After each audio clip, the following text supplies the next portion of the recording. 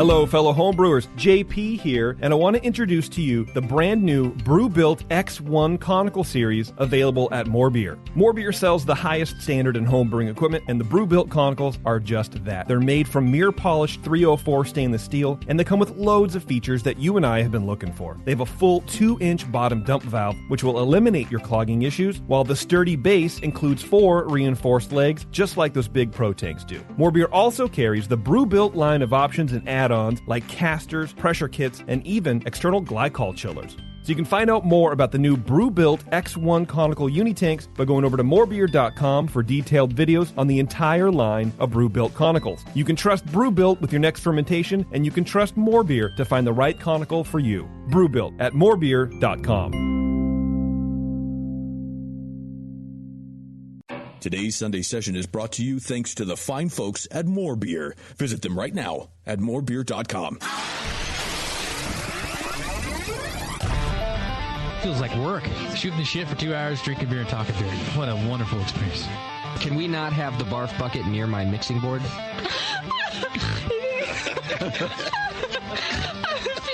I think everybody could read the book. I knew you were going to use this book as an excuse to quit doing this show. Mrs. Bub, if you want, I can mail you the Bub Timer. Yeah, Newcastle. Especially in the can. Have you ever had it in the can? No, I have not had it in the can. Notice I closed my eyes and I concentrated really hard. Now, live from the Brewing Network studios in Northern California, this is the radio program for home brewers, craft brewers, beer lovers, and beer geeks. It's your only source for live beer radio that brings expert brewers together with, well, expert drinkers. This is the radio program with a head on it. This is The Session.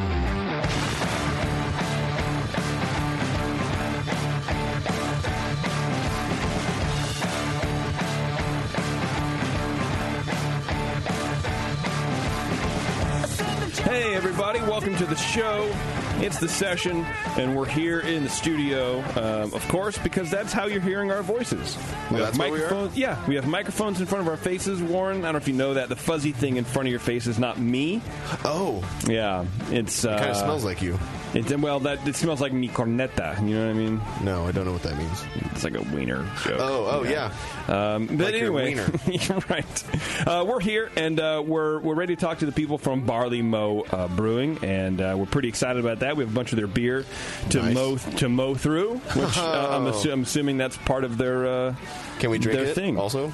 No, we have to pour it on the ground and then mow it over. All right. But I was looking at the list of their beers that they have year round. Mm-hmm. They have a Milk Stout, dude. Year round? Year round. Perfect. That's what I'm hoping that it? I don't know that Bev is the ultimate keeper of the beers. I'm hoping that they did. I'm hoping that they sent it because there's maybe 2 or 3 people that I can think of that have a Milk Stout year round. Yeah, I mean, I'm sure the shrug of her shoulders means she has everything under control. Yeah. I have everything. I'm sure it is. But I was pretty excited when they have their core beers here. I'm waiting for our weird internet to kind of load. A chocolate Milk Stout. Excuse me. American an IPA, of course. They have a golden ale at 4.8, which I'm really excited for. All right. That's their core beer. I don't know what they sent. But I was reading the notes from the brewer Ashley, I believe. I apologize if I got the name wrong. And she was like, we kind of drink a lot of porters and stouts out here in Florida. Interesting. That's what I thought, too. Are they aware how hot it is down there? I don't think that they are. I think it's like Stockholm Syndrome, right? Okay. you hate it, and then suddenly you go, well, of course it's this way. Why wouldn't it be this way? Right. Ugh. I couldn't. When I was in Florida, that's I was drinking a lot of rosé and Yingling. Those were my 2 go-to drinks because they're so refreshing. I could not imagine drinking a fucking stout. Yeah, I couldn't do it. Maybe they're just pretending that it's cold. Them drinking the stout is like, yeah, it is cold outside. Yeah. Tricking. Yeah. Or it's just the air conditioning's always cranked up so high that once they're inside... Dude, and it's so weird. It feels like a refrigerator. Yeah, like so we went there for a honeymoon, and we landed and went to this shitty airport or this shitty hotel, and across the street. It looked like a chain tap house and restaurant, like a TJ Fridays or whatever. And we're walking up, and the windows are all condensate, right? It's just condensation all over the windows. I'm like, what the hell's going on right now? Is that one of those weird clubs that just soaks you with water or something? Wet t-shirt contest. Yeah, I don't know what's happening, but I've never been in a weirder climate than Florida. Yeah, and I've been in Texas in the summer, and that's weird to me. But Florida in the summer was weird. Yeah, you walk in the door, and it's just a blast of cold air. Yeah, and it's moist and heavy cold air, so you don't know if it feels good or not, and you're kind of I'm just going to sit here and wait, and then it's really cold because you're wet. Yeah, from outside, and it's just the weirdest. Florida's weird. Well, man. Maybe that condensation on the windows is other people's sweat.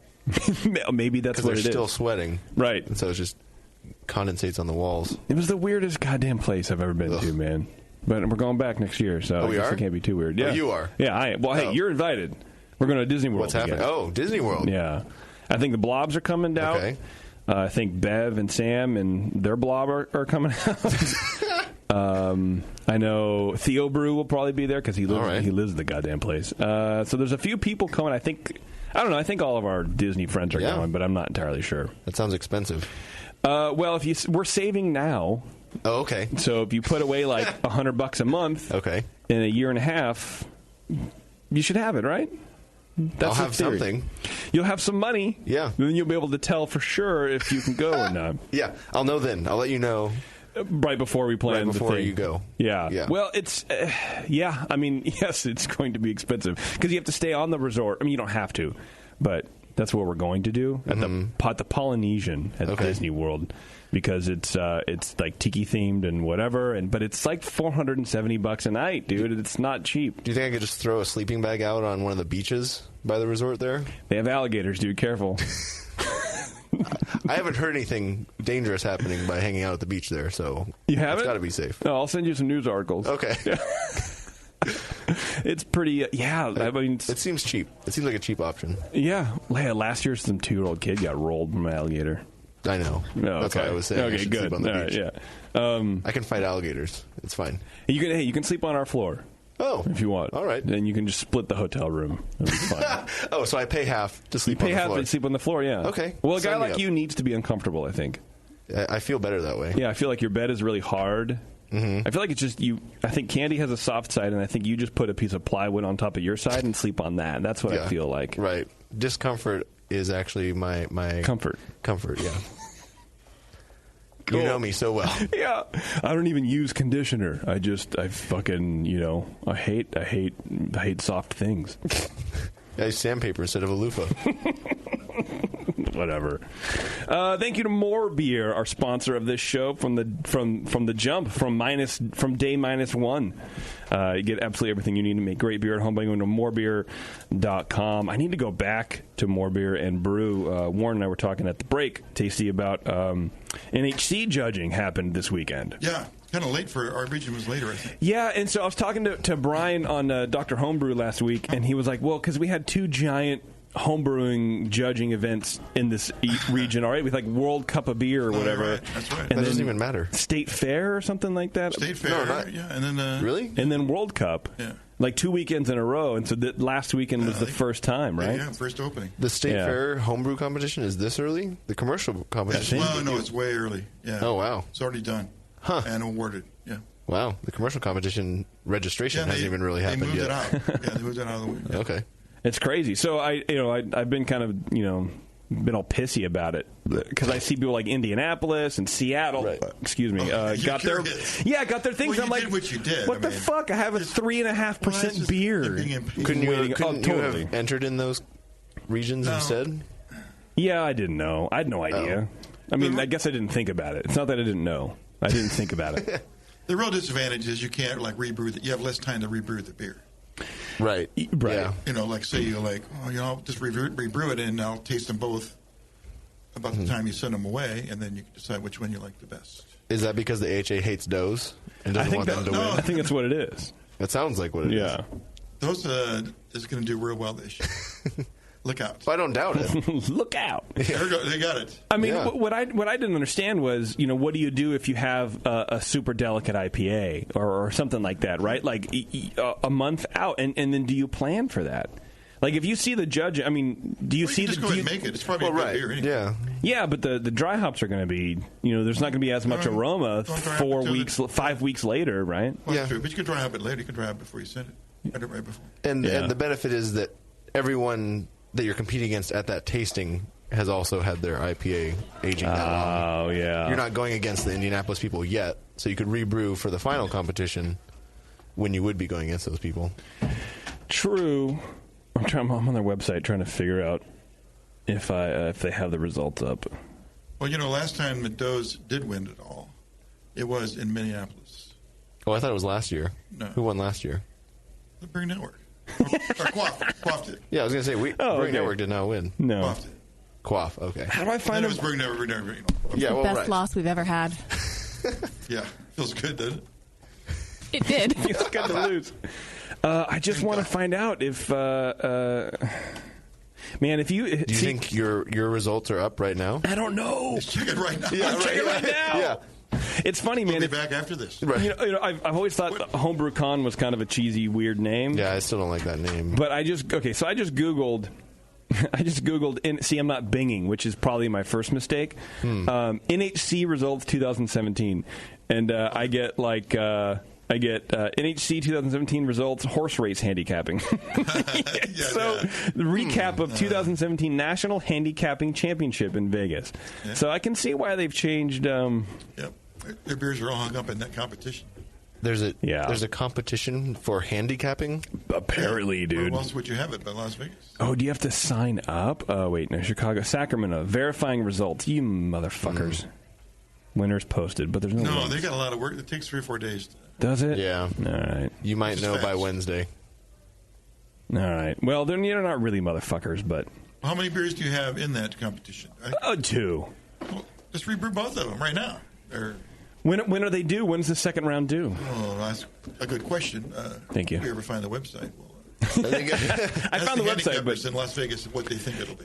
Right, we should have them handicap our results. They should handicap your beers. They should, and then maybe you have a chance.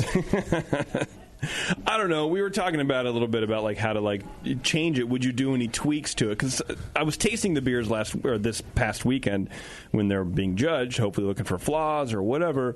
And of course, I didn't find any flaws, but there were things I would change. Not that they were flawed, but some of the other regions have their scores and their score sheets in front of them. And, yeah, go ahead, have at it.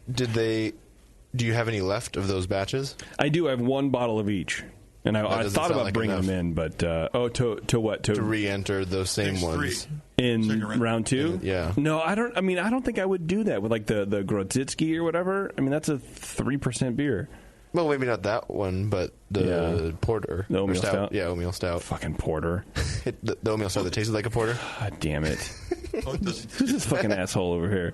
Who's this guy? Fucking Warren. You got to bring your score sheet and read it to us. Oh, I'm going to. Yeah, for sure. I'll get it tattooed on my fucking back. It's gonna be stupid. I'm looking forward to the results. Yeah, he wasn't before. You have beers in there? No, I stopped entering. Yeah, I thought you'd let the other guys have a chance. You know? Oh yeah, for sure. Yeah, well, you've won so many times in a row that it's hard to. More than me, so instead of embarrassing myself, I bowed out. You bowed out gracefully. Yeah, retired champion. Mm-hmm. I thought you came out of. What do you drink? You look drinking dishwater. I thought about asking. I think Aaron fucked you over and he gave you dishwater. No, it's a cellar maker. No, that's too bad. I thought you were coming out of retirement or something. I had talked about that, and those guys pressured me to the Those guys. Those guys. Those guys. I go why? So I'll beat you in your category. Really? Is that what you want? Attaboy. For what you wish for, you know. Yeah. Now, if you guys don't know how to make a good IPA, sure, I'll come off the bench. But come on, tasting your beers, you got this. Okay, so you got this, right? They'll probably get first, second, third in the category. I hope they get swept in IPA just so you can go. I thought you had it, guys. You blew it. And all the regional sort of comps, the State Fair, and then the World Cup last week. Yeah, they did really, really well, better than any other club. Yeah. Nice. Well, we'll see. We'll see, man. So if Doze doesn't do well, then you're competing next year, is what you're saying. I don't know. Is that what's happening? I got to start brewing some more. I'm really lax in this brewing thing. I'm supposed to be doing a recipe development for a big collaboration I'm going to do. Yeah. Oh. And I've been putting it off way too long. Why? What are you doing? Well, because I know that I really don't have to have this recipe till summertime. Okay. I know I got time. Oh, so you have plenty of time. Well, I do, but he's focusing on growing his beard. My collaborator is saying, "Hey, how you doing? How's it going?" Yeah. And you're like, dude, did you fucking rush Michelangelo? No, asshole. Yeah. Was Picasso ever rushed? How long did it take to paint the Sistine Chapel? Right. God. Usually when you do collaboration, you show up for brew day and you go throw some shit together, I mean, you might have talked about the grain bill, so it's in the grist box. Yeah. But the hops, you don't even talk about that till you get there. But now this is what I'm supposed to develop a real recipe. Oh shit! Then we're going to take it and taste it and modify it and stuff. So this is work. Well, if I got paid, it'd be work. This is yeah. Okay. All right. Amateur brewing. Right. On a professional scale. Yeah. Literally. Right. I mean, it's Can we talk about who it's with or no? The 21st Amendment. Oh, nice. It's going to be in all their whole market, 30 states, right? In 6-pack cans. Cool. And tasty logo will be on the can. Nice. Yeah. Big deal. Yeah. How many people will know what that is? 4? 5%? Okay. 1%? Yeah. Do you have? I'm assuming you have stats on your fan base. I have no idea. I should have something on the can that says something. That would be a good idea. Will there be? If you can name my Brewing Network catchphrase, right? I'll send you some crap. I don't even know what that is, and I work with you. Yep, silly. Will there be a golden cookie you know, in a few of the 6-packs? No, there won't be no cookie reference. It's empty, but it's just a stack of it's just cookies, a golden like cookie a sleeve of cookies. That you get a special trip to 21st Amendment. Yeah, to lose your mind. To get in the factory. Right. Yeah, like Willy Wonka. I could put a sticker on the bottom of one of those cans. I mean, I'll grab one out the line. It's like, whatever, dude. Yeah. Really want? All right. Yeah. Hey, that's a good idea, I'm thinking. Sully's down for all that crap. Sure. Oh, that's the kind of marketing he would love, dude. Guy. Yeah. Yeah, for sure. All right, maybe we'll do that. There you go. All right. And then Warren gets to show them around. Because it's his idea. Let me show you around 21st Amendment. Right. Yeah. Sully's not here. No, Sully, he's not here. No, he's not here. Yeah. He's not that guy standing over there that looks like Sully. But follow me over here. Right. Why am I walking in these cans? Well, that sounds exciting, Tasty. I hope you get your my prototyping done. Hope you're back on your bullshit. Yes. Can you say what the style is? But yeah, it's going to be an IPA. Oh, great. Oh, okay, nice. Of course, right? Yeah. No, like they don't fucking make enough IPAs at 2-1. Well, they should change it to 2-1 IPA. Like that's what they should. Yeah. People like them. People do they like them. They like the 6-pack format, which means you got to have something that people would like to drink. Yeah. Bunch of, which is IPA. That's true. Well, and now that you tell me that's with Sully, it makes sense why he's hammering you for a recipe and he wants to develop it and fine tune it because he's so protective about shit and he just wants to get in everything. No, he likes it. Yeah. Well, especially if it's going to go in all of their markets. Better taste good. Right. I'm thinking. I would email him back and be like, just trust me. You tap me to do this. Roll. Yeah, you just trust me. All this attention I'm getting from you means that you don't trust my prowess as the hop blender extraordinaire or something like that. I don't know. Well, last week I told him, well, I'm going to be traveling till early May. But when I get back, I'm all over it. I said, all over it. I'm all in, I said. They probably gave him a little mini stroke. He didn't respond, so I don't know. He's in the hospital. That's Sully. Just not responding. Okay, let me do some feedback. Yes, we got a lot of feedback today. Oh boy, I'm pretty excited about it. Some of it's pretty funny. Some of it's pretty aggressive. Oh, which I kind of like also. Okay. Strong feelings about Justin being back? No, none of that, which is very surprising. This one is from Tim. He says, hey, guys, I just finished listening to the session episode with Basqueland Brewing today. It was an enjoyable interview, and kudos to Ben Matz for holding it together at 3 frickin' a.m. And kudos to you guys for making that a smooth interview. It can't be easy as you make it sound. Yeah, I mean, I appreciate Homeboy coming on the show when he was super tired, but it was the hard part. And that's not the hard part because everyone's tired, and we know that he's going to open up as the show goes on, and that's what happened. But we just didn't have the beer; it got held up in customs, so that was the tough part. That was really hard to talk to people without having their beer. Right. So he says, so as Ben was talking about Tea Talks? I don't know. It's Cigar Dochidgisi. I have no idea what these two words are. TXOTX. Oh. Was that when we were talking about cider? Yeah. Yeah. What is that word supposed to be? I don't know. Is this supposed to be an acronym? No. They pronounce their T's and X's weird. No. You should know. You're the guy who's best in cider, so... Well, yeah, I'm not talking about it. Oh, I just do it. I'm a natural. Oh, okay, great. I honestly thought he was high or deliriously sleep deprived, or possibly both, until later this evening when a random article came across my Flipboard. Okay, millennials, slow down. I don't know what that means. I don't know what that means either. From Food and Wine that talked about the Basque cider traditions and referenced exactly that. Tipples, golden showers of cider, salt cod omelets, and massively raw steaks. What are the odds that twice in one day I'd hear about the traditions of Spanish cider? Wait, golden showers in cider? Yeah, wasn't that... He was talking about like a fountain of cider or something like that, or I forget. They're spraying cider everywhere. I don't know. I don't know either. I missed that part. I missed that show. So congrats on reaching a level of sophistication that puts you on the same plane as Food and Wine magazine. Oh, you're very welcome. Yeah. Thanks for everything you do. Keep it up. That's what she said, Tim. Like you're surprised that we're sophisticated. I know, right? Shit. Kind of rude. I haven't even picked my nose in like 2 hours. Yeah, you should do that. Oh, shit.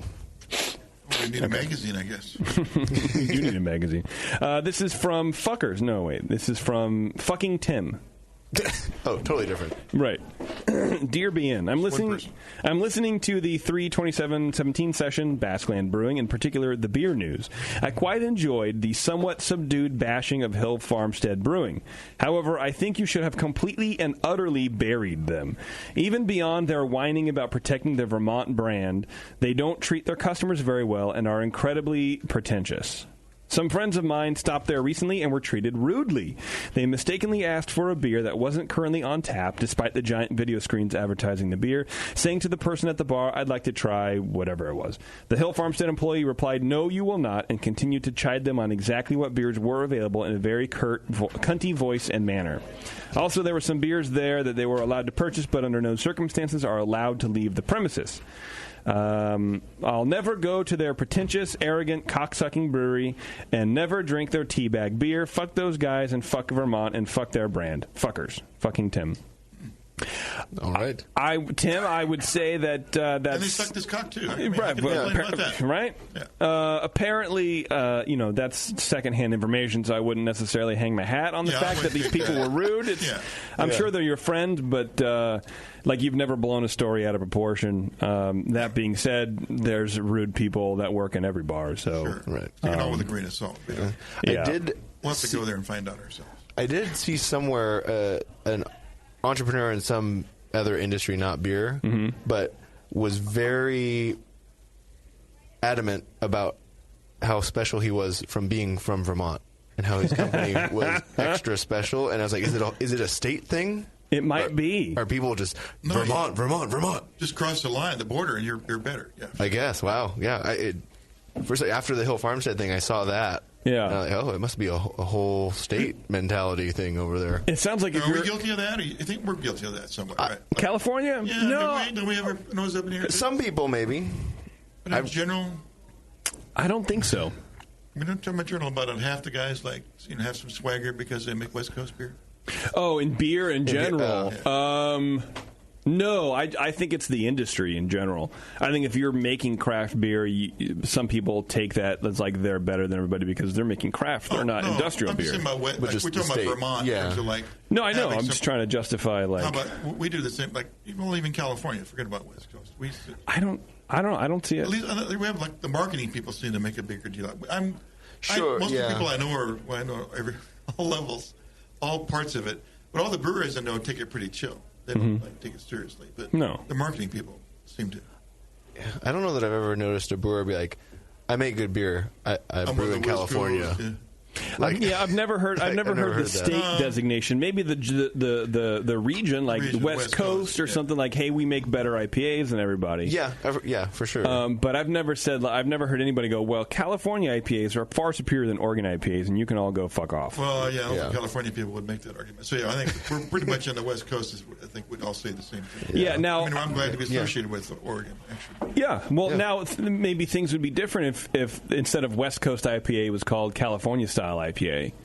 Then that might be different with a Vermont designation or argument or whatever. But I don't think I would. To me, it's the same. I don't think Oregon has different beer than California. I wouldn't give a shit if it was called California IPA, right? California style beer or California style IPA, and it was brewed in fucking Wisconsin. I don't care. Right? Yeah, that wouldn't. I wouldn't be like, no. That's Wisconsin IPA. Yeah, but I'm not working hard to build a California brand or whatever. No, but so there's a lot of guys across the country they call themselves a West Coast IPA. No, we don't get the attorney generals together from the 3 western states and sue them. Right. Yeah, that's not what happens. That's not brewed in the West Coast. So I don't know. Whatever. It's fine. Okay. Thanks. Fucking Tim had a lot of shit to say about it. So, no. This is from Andrew in Sydney, Australia. Did you hear how I did the Australian accent at the end? Oh, pretty good. I was watching the new Independence Day, the sequel. Oh, right, which was pretty bad. I imagine it was. But I was like, whatever. And I realized that pretty much every disaster movie takes place in the major part of the world. Australia never gets hit with it. Like Mad Max wasn't necessarily a disaster movie about Australia. It was just kind of a worldwide thing, and it took place in Australia. But I think if you want to survive, you should move to Australia. Everywhere else is going to get hit. There's only like 6 million there, so. Right. Yeah. That's what I'm saying. Did it actually take place in Australia, or they just filmed it there because it looks like Mad Max? I don't know. Apocalyptic wasteland. Those are both great questions. It could be both. Okay. I don't know. I don't know. Everyone in it was Australian. Well, that might be just budget. Yeah, well, look, I don't know. Let's get Tom Hanks, who was in it? Tom Hanks. I think it was Tom Hanks. Was the main guy. Yeah. Let's get Tom Hanks on the phone. He's from Concord. Yeah, I'm friends with him. Anyway, I just thought it was interesting. Like, if I want to survive the next apocalyptic wave of monster movies, I should move to Australia. You don't have to deal with that fucking bullshit. It's hard to get there. It's hard to get there. Also, Antarctica would be an option. Yeah, but that's ridiculous. Okay. Hey, guys, and Bevo. I just wanted to update you on something from your previous show when you were talking about the Brewers of Vermont taking issue with the use of Vermont in beer names. There is actually a class action underway from the citizens of Pilsen who want reparations made for the use of their city name, too. It's been going on for far too long. I don't think they go far enough. We should also be shutting down Brad Smith and all those other Napster-like purveyors of injustice for helping you replicate the proprietary water profiles of places all around the globe. I imagine there's sarcasm here. In all seriousness, if the Brewers of Vermont want to change things, they should start calling their beers Cloudy IPAs, having a logo or a brand saying it's brewed in Vermont. That way they will find out that nobody gives a shit and it's just referencing a style. Anyway, thanks for the many hours of shows. I've only been listening for about 6 months, but have listened back to some older interviews, and I love Dr. Homebrew. Oh, nice. Still haven't figured out why everyone wants Beardy to shut up, but I'll figure it out eventually. Why is that Dr. Homebrew thing in a different font? Did somebody add that in there or something? Or? No, it's fine. It's fine? Okay. It's totally fine. Don't. It just he told me that he couldn't add it in, and he asked me to add it in later. So it's totally fine. Totally is the part about me not shutting up in the normal font too, or is that? Yes, yeah, but no, it's not. It's a different font altogether. Why don't we come up with our own hazy beer? Let's call it California Haze. Yeah, well, here's what I think we should do, because there is the East Coast West Coast rift against IPAs and rap music, and we all know that kind of shit, right? But, so let's don't lump all East Coast IPA with the hazy IPAs. No, I'm not. I'm just saying, just in general, right? Yeah. Before the hazy crap. Yeah. So let's make the quote smooth, velvety, juicy, whatever. But let's make those, but clarify them. Let's make them clear, because you get the same mouthfeel. And then don't. Yes, you do. No, absolutely, you do. No, yes, you do. Those are particles floating in there. Yeah, but you get the same. You get the same mouthfeel. Do you? Yeah. Have you filtered them? Yeah. You have? I've had them. Well, No, there's a brewery. What's it? Moonraker. I haven't done them side by side. No, but I have had beers from breweries who go, "This is my juicy IPA, but it's clear." Right. And to me, the mouthfeel is very, very similar, if not the same, to any of the other weird cloudy beers I've been forced to drink. Meaning they use the same grist with oats or high protein grain. What about that protein in that? Well, whatever. I don't know. I don't know. We'll see. We need to try that. We'll have to get the Marshall shot on this thing here and see if we can get a difference. Yeah. I mean, what's the ultimate way to tell, right? Here's what we do. Take some beer to a centrifuge? Get a sixtel, and we filter it, and then we carbonate both of them, the clean and the dirty, and then we try them side by side. Yeah. We'll do that. Yeah. Well, I think you would have to run I don't know. You'd have to run the clear beer through the filter also, right? Just to replicate the circumstances in case any change in flavor comes from... He was saying you'd take the cloudy one, filter it to make it clear, and then compare it. No, I know, but I'm saying, but if you process the clear one, or the cloudy one into a clear one, and you don't touch the clear one, wouldn't it stand to reason that maybe something in your process can add a flavor or whatever, so you would have to run through... What? Like, so if you have a cloudy and a clear one, and you touch the cloudy one, but you don't touch clear one, shouldn't you at least run the clear one through a filter also? I understand that it's not actually going to do anything, but any pick up flavors, then you can better qualify them, because you can't touch one and not the other and then say they're comparable. Well, no, Tasty's saying you brew one beer, right? But instead of packaging 2 kegs, you package 1 keg, and then you filter the beer that goes into the second keg. No, I know. I understand. Okay. I get that basic concept. It's the same beer. Okay. It's the same beer, but one is going through an extra step, and I wonder if you should run both through the same step just to make sure that you're not picking up any flavors from the filtering. But then you'd add some stuff back to make it cloudy. How would you? I mean, how? No. Where's this? How they're the same if you filter them? I may be really retarded. Talking about brewing 2 beers? No. I'm talking about the same beer. Beer. Okay. But okay, so in my thinking, you have to be totally scientific. Both beers have to be run through the same exact process. Because if you're filtering the cloudy beer and maybe you get some pickup from the filtering, or it strips out more than your other clear beer, clear beer. It's going to take out more. Well, but you're testing what impact does removing that haze and the particulate that's floating in there. You're testing what impact that has on the flavor. At the brewery, or would you do it like at home? I would do it at home. I'd get 5 gallons from him. That's what I'm saying. I would filter 2.5 into a keg, and I would bring samples in. We tried. Well, right.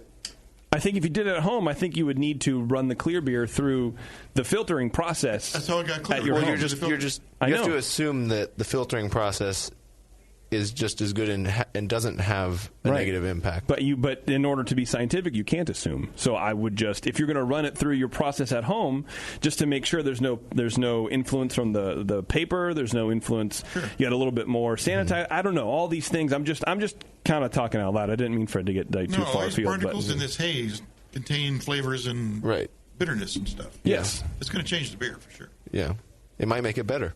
I guarantee you it would make it better. I do too. Yeah. I was being open-minded. And said why? Why? I rely on you, Warren.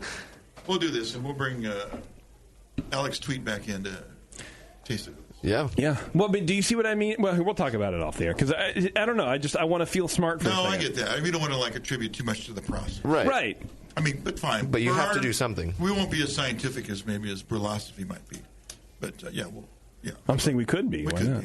Okay, anyway, sorry, moving on.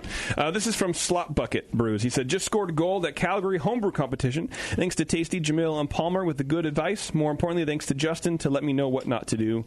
LOL. So good job for you. Gold medal, Slop Bucket. Thanks for the kudos. One who cares. Appreciate that. This is from... I didn't put his name down. Thank you guys so much for throwing Wheeler Walker Jr. out there. He's fucking hilarious, and if you haven't already heard them, check out Bird Cloud. Was that like a Native American version of Wheeler Walker Jr.? I don't know. They are the female equivalent. You might be able to play some song, whatever. Thank you for the wealth of knowledge and stupid Chechnya jokes. Please keep it up. Oh, this is from Austin. He gives the other Austin. So thank you, Austin. And thank you for liking Wheeler Walker Jr. Are you paid by him? Trying to mention his name? No, but I wish. This is from Darren in San Blas, wherever that is. During the feedback on the Basqueland episode, Quinn gave you guys shit about not knowing that Pyramid was owned by Florida Ice Lawn Service and Leather Goods, which is a subsidiary of some Costa Rican outfit. But did you know the important thing and the only thing listeners really care about, the difference between craft beer and corporate beer? If it takes a Bloomberg machine to figure out who owns the fucking place, it's not craft beer. So there you go. That's from Darren. Opinions by Darren. I agree. Actually, I'm trying to piece together some random beer news because I just found this other article that would be interesting to talk about on this show. But I don't know if we'll get to it. Not enough for news. No, it's not. I'll find something. It's not. Is that just new? Oh, we could talk about the choice thing. You said stuff that a couple articles were out about like the psychological effect to have too many choices when you go to get a beer. No, but I would like to. That's good. We'll Google that. That's what I think. I think we've talked about it on the show for a while. I've talked to a few people about that. You can't be inundated. Like you go to a Yard House, like 100 taps. Yeah. No, there's no way. Give me 5 choices, dude. You go to what you know at that point. Yeah. And don't try anything new. No. This next one is from Seth. He says, I wanted to pass along that John at the Beer Law Center is a great guy. As if we didn't know that. Actually, sorry, feedback is brought to you by John at the Beer Law Center. Go to beerlawcenter.com. John is working hard to protect us. He will protect you from all the traps and trials and tribulations. And he does have a new book coming out, and it's going to be amazing. I'm kind of reading a little bit now. And just a little bit. Just a little bit, though. I'm skimming it. I'm not really reading it. Anyway, brought to you by John at the Beer Law Center. Sounds like a great guy. You know what? Seth thinks so, too. Oh. Recently, in a post on the Brewers Association forum, someone asked a question about the TTB. He got some answers here and there, including some 2-sentence answers from some other beer lawyers saying, call me and I can help you for a fee, I'm assuming. Well, John replied to this guy in a really long post and answered in detail. And nowhere in his post did he try to solicit any sort of business for himself. In essence, John gave this guy and everyone else in the forum free legal advice and did not ask for anything in return. I thought that was really great of him and wanted to pass it along to you guys. On another note, I was going to bitch about your hobby of a show and your shitty sound quality, but after last week's show, I'm now kind of scared of Justin Roydley. That's true. Well, that was pretty funny. That was from Seth. This is from... Oh, this is a long one. Jesus Christ. Tom O'Shea. It was generous of him to give all that information. Yeah. Yeah, it's really cool, man. It's really cool. I mean, you know, if you're gonna ask a question in a forum, the last thing you want is having someone go, "Hey, call me. I'll tell you what you." Yeah. I could have fucking Googled you if I wanted to call somebody. Right. Dick fucker. Dear session crew and Justin, I think I owe you an apology. After hearing you flip out over Slot Bucket or something tagging a guest in a tweet criticizing the BN, I realized I made a similar Twitter faux pas recently, or Fox Pass. Who just won that medal that we clapped for? Slot Bucket. But I don't know if that was Slot Bucket or I don't know if it was or not. Oh. Am I talking to you? We might have just clapped for Justin's nemesis. They shocked me. Oh, okay. I recently tweeted as tonight's Beerls Brewing Network a helpful hint to... he was bitching us about pronouncing Nishimini wrong. It's Nishamini, not Nishimini, like ShamWow. As you can see, I did tag the advertiser, but I didn't realize how that might be constructed. I wasn't trying to tattle on you to the advertiser. I only included them to add... I think we're guilting this dude into, like, repenting right now. I only included them to add credibility to my claim about the pronunciation. I wouldn't have even tweeted it about it at first. I just figured it was some sort of misinterpretation of a fast-talking, Philadelphia-accented contact at Neshaminy Creek. See, now I know. But then you guys really started to emphasize the I sound, where I know there is an A. And I'm thinking, what the hell? Don't they know what sound an A makes? Apparently not.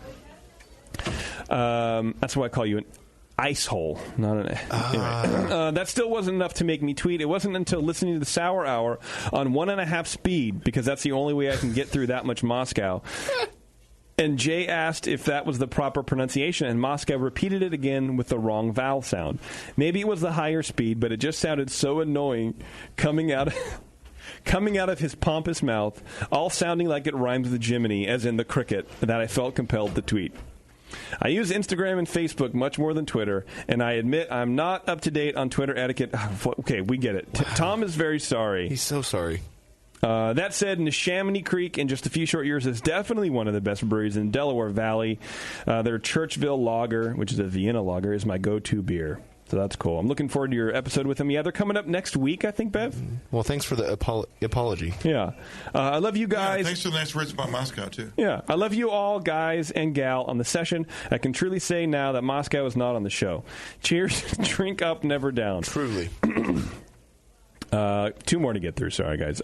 This is from Greg. He says, "What's up, Dick Trickles? Just wanted to know what the hell's going on with Nico Brew. I might have missed your update in a previous podcast, but still curious. Love the show, Greg. Nico, I don't know. Nico's having a big sale. He's doing some stuff. Can we? I don't know if we can talk about it or not. My last correspondence was to stop talking about it. Yeah, I know he wanted to come on and explain it. I think he explained it on. You know what? Tell you what. Go to Nico Brew's Facebook page and scroll back from some posts. I think he posted a while ago about what's going on. He mentioned why it was doing that. Yeah. So I don't want to out anybody right now, Greg, and I apologize. But email Nico. He'll tell you his dirty laundry. I don't know what we can say, what we can't. So just better safe than sorry.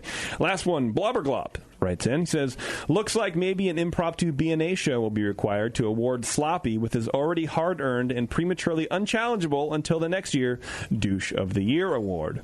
It's pretty good. Talking about Slop Bucket. Slop Bucket, yeah. There you go. That is that's the feedback, dude.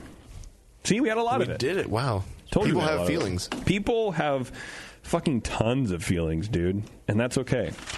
We're here for you. We are here for you. Hope they feel better now. Yeah. You know who else is here for you, though, Warren? GrogTag. The folks at GrogTag have been hard at work creating new ways for you to customize your homemade creations. They recently dropped a brand new template on us called Dark Side, and they've just expanded their selection of bottle caps to include red and green options. With all these products ready to receive your great ideas, there's no reason your bottles should be left naked any longer. Cover them up with Grog Tags. Head over to grogtag.com now and enter code BNARMY at checkout to take 10% off your next order. That's grogtag.com. Okay, we're going to take a break here, everybody. We're going to come back with the fine people from Barley Mow Brewing. We're going to drink their beers. We're going to talk about their beers. And we might get naked. I don't know. It's the session. Hang on.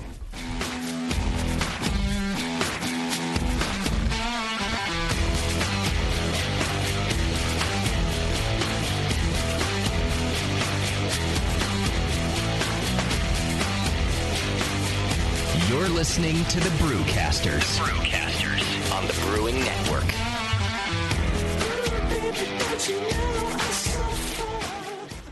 Are you a member of the White Labs Customer Club? If not, you should be. It's the easiest way to earn free stuff for turning in your old homebrew labels from either Vials or Pure Pitch. All you have to do is save your labels and redeem them for things like free yeast, an exclusive White Labs t-shirt or sweatshirt, and even the opportunity to brew with the yeast man himself, Chris White.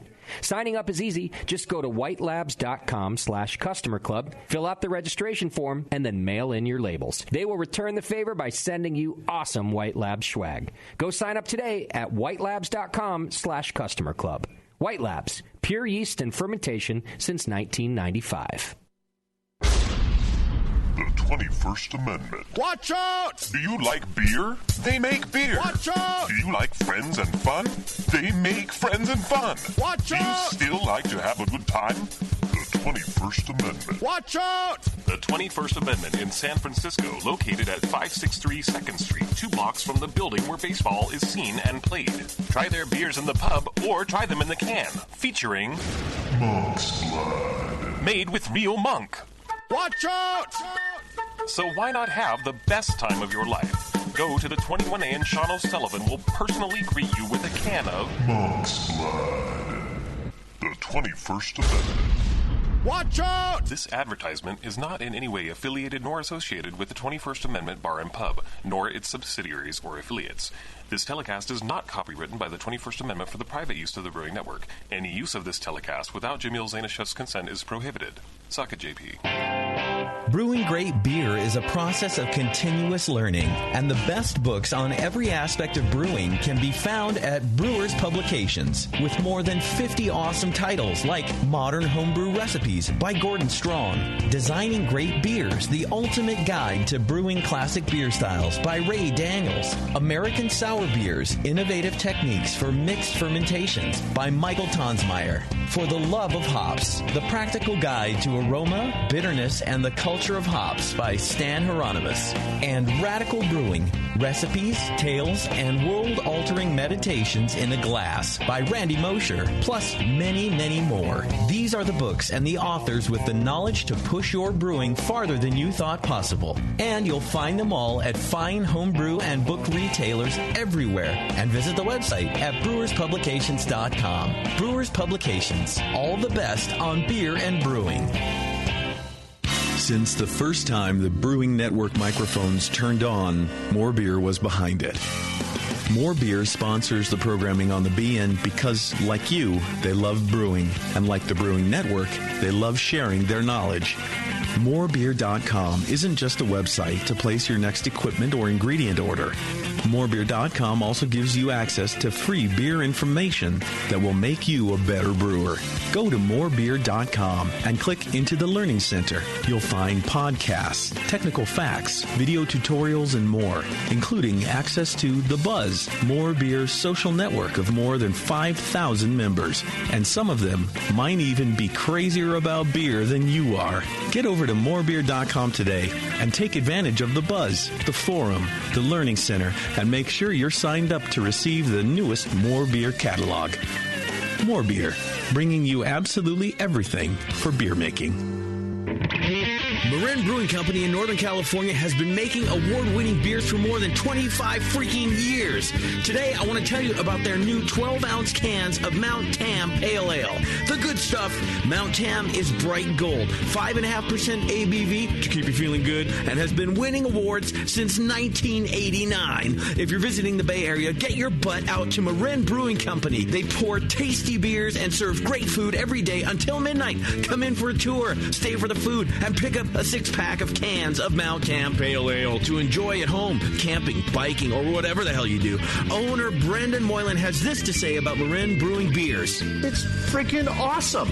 Marin Brewing has won more than 100 gold medals in international competitions. Check out marinbrewing.com for all their award-winning beers, food, and merch. Marin Brewing Company in Larkspur, California. Award-winning taste, refreshing finish. It's freaking awesome.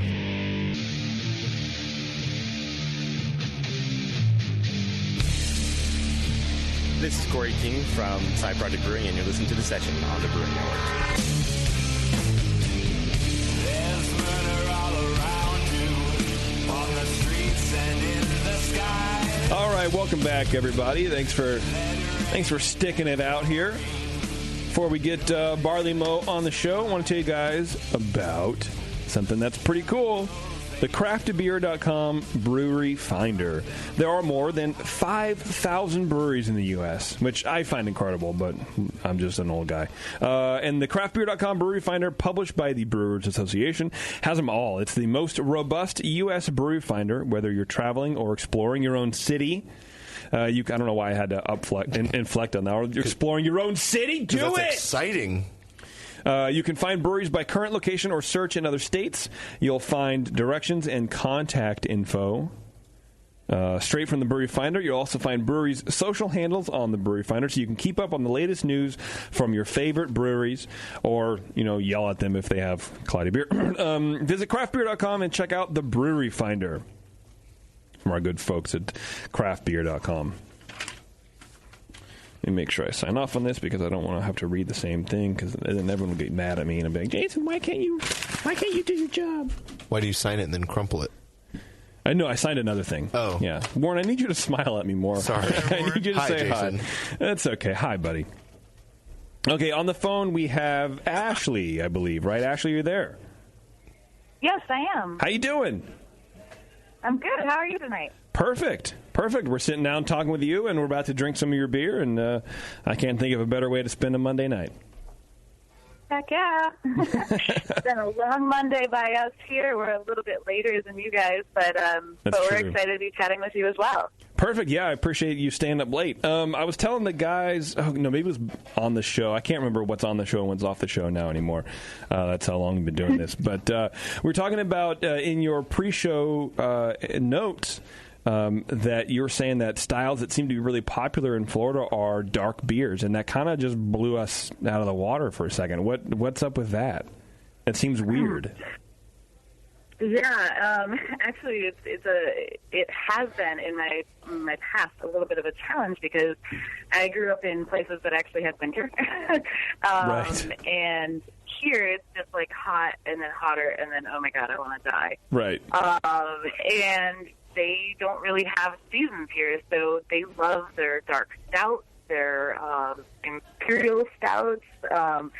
It's basically as dark and as high ABV as you can get, and they love it. And, throw in some barrel aging on top of it, and you're going to make some Florida people happy. Really? But I'm slowly coming around to it, and I've got a lot of flack from some of my friends here because they're like, no, this is a Florida thing. You got to like your stout. And I'm slowly getting used to it. It's you have to. I mean, I miss them. I don't get to see the snow anymore or my mountains or anything like that. So when am I going to fit in my my 2 or 3 months, time to enjoy some of those darker beers? Right. I think you should have like a cold box party where you and like 5 people just sit in the cold box and then pretend that it's really cold outside, and then you can drink like the 12% beers, and maybe it'll be just a little bit like a little taste of home. No, that'd be perfect. That's actually a great idea. I'll just invite like my 2 friends over, and we'll sit in the cooler and drink our barley wines and our imperial stouts. I think that'd be great. Just don't get so drunk that you can't get out, because that would probably be really bad. Probably. Well, I wonder. Actually, now you got me thinking. I wonder if we even have one of those. Like you see in like restaurants with like the glow in the dark button that the handle that's like, oh crap, I can't find my way out. Yeah, you need to like hit real hard. Yeah, you need to have one of those, man. That's for sure. Yeah, that was that was really weird. Like I've been to Florida a couple times, but recently last year, and it was in September, and it was godly hot. It was so hot, and I drank rosé and Yingling lager, and those are the 2 drinks that I had. Maybe some water, but I can't really remember. And I couldn't imagine drinking a big beer like that, a big roasty beer or anything over 6%. I mean, I guess that's me normally, but. So I don't know. How do you get used to that? I mean, is it because there's a lot of light lager there anyway, and so people are just kind of countering that with the darkest thing possible? There's actually a lot more varieties, and I think I give myself or give Florida credit for in the back of my mind because I come from places that are very seasonal with their drinks. Like you get your goes and your lagers and all that all summer long, and then the season changes, and all of a sudden, like, the shelves are just packed with your barley wines and your stouts and your porters and all that, and it all just kind of makes sense. Yeah. But then here, it's just kind of like everything goes all the time, and you're constantly presented with these new beers that all the breweries are putting out, and there's not really, and I don't mean this in a negative way, but there's no real rhyme or reason for it. So you're like, well, if I don't try this, big, huge stout right now, I may not get to try it because they're only making it right now and stuff. So, I don't even know how I've slowly acclimated to it, but you do. You slowly just start to drink stout in 85-degree weather and 110% humidity. And you're like, yep, I'm getting through this. Oh, that's crazy. Yeah, well, everything I see in the news about Florida, there is really no rhyme or reason to what happens there. Well, I certainly that's also something to get used to, for sure. If you waited for the season to change, you would never be stout season, so you just go ahead and do it. You have to. Yeah, it's pretty much every season is every beer season is definitely if you come from a place that like I lived in Wisconsin and then I moved to Wyoming and Utah, and they all have very distinct seasons, and when you come from those places and people are drinking, just the blackest of stouts and the sickest of, it's almost syrup type beer. Yeah, motor and oil. he's like, I'm sweating just blinking outside. And I'm like, how are you doing this? It's just, but you get used to it because otherwise you would just never drink it. You'd never get a chance to experience some of those beers. And there is some really good quality beers out there that I just probably missed out on the first year I lived here. That's a good point. That's a good point. Is it maybe pairing with cigars? Because aren't cigars something that happens in Florida? Yeah, there's definitely, especially being in the Tampa Bay area, there is a huge amount of cigar history, Spanish history, Cuban history here that it all just seems to work. And again, I don't mean to keep going back to the whole fact that I'm not from here because I've been here for about a year and a half now. But I'm an implant. I feel like it's like it's home now. It's not just that place I ditch my stuff anymore. It's home now, but yeah, there's a huge amount of heritage here. There's a huge amount of history that is really deep and old and beautiful. And I think that also makes it easier to embrace some of the culture that really embraces some of these other styles that I am not used to drinking in really hot weather. Well, I'll tell you, it wouldn't be the weirdest thing for us to try to understand about Florida, but that makes sense. If if you don't have those seasons, you're never gonna drink those beers, and they're good beers. So. They are. That makes sense. So, do me a favor. Let's go back through your brewing history a little bit. I see in my notes that you started working for Uinta Brewing. Were you do any home brewing, before your professional career kind of started, or just kind of jump right into to packaging, if you will?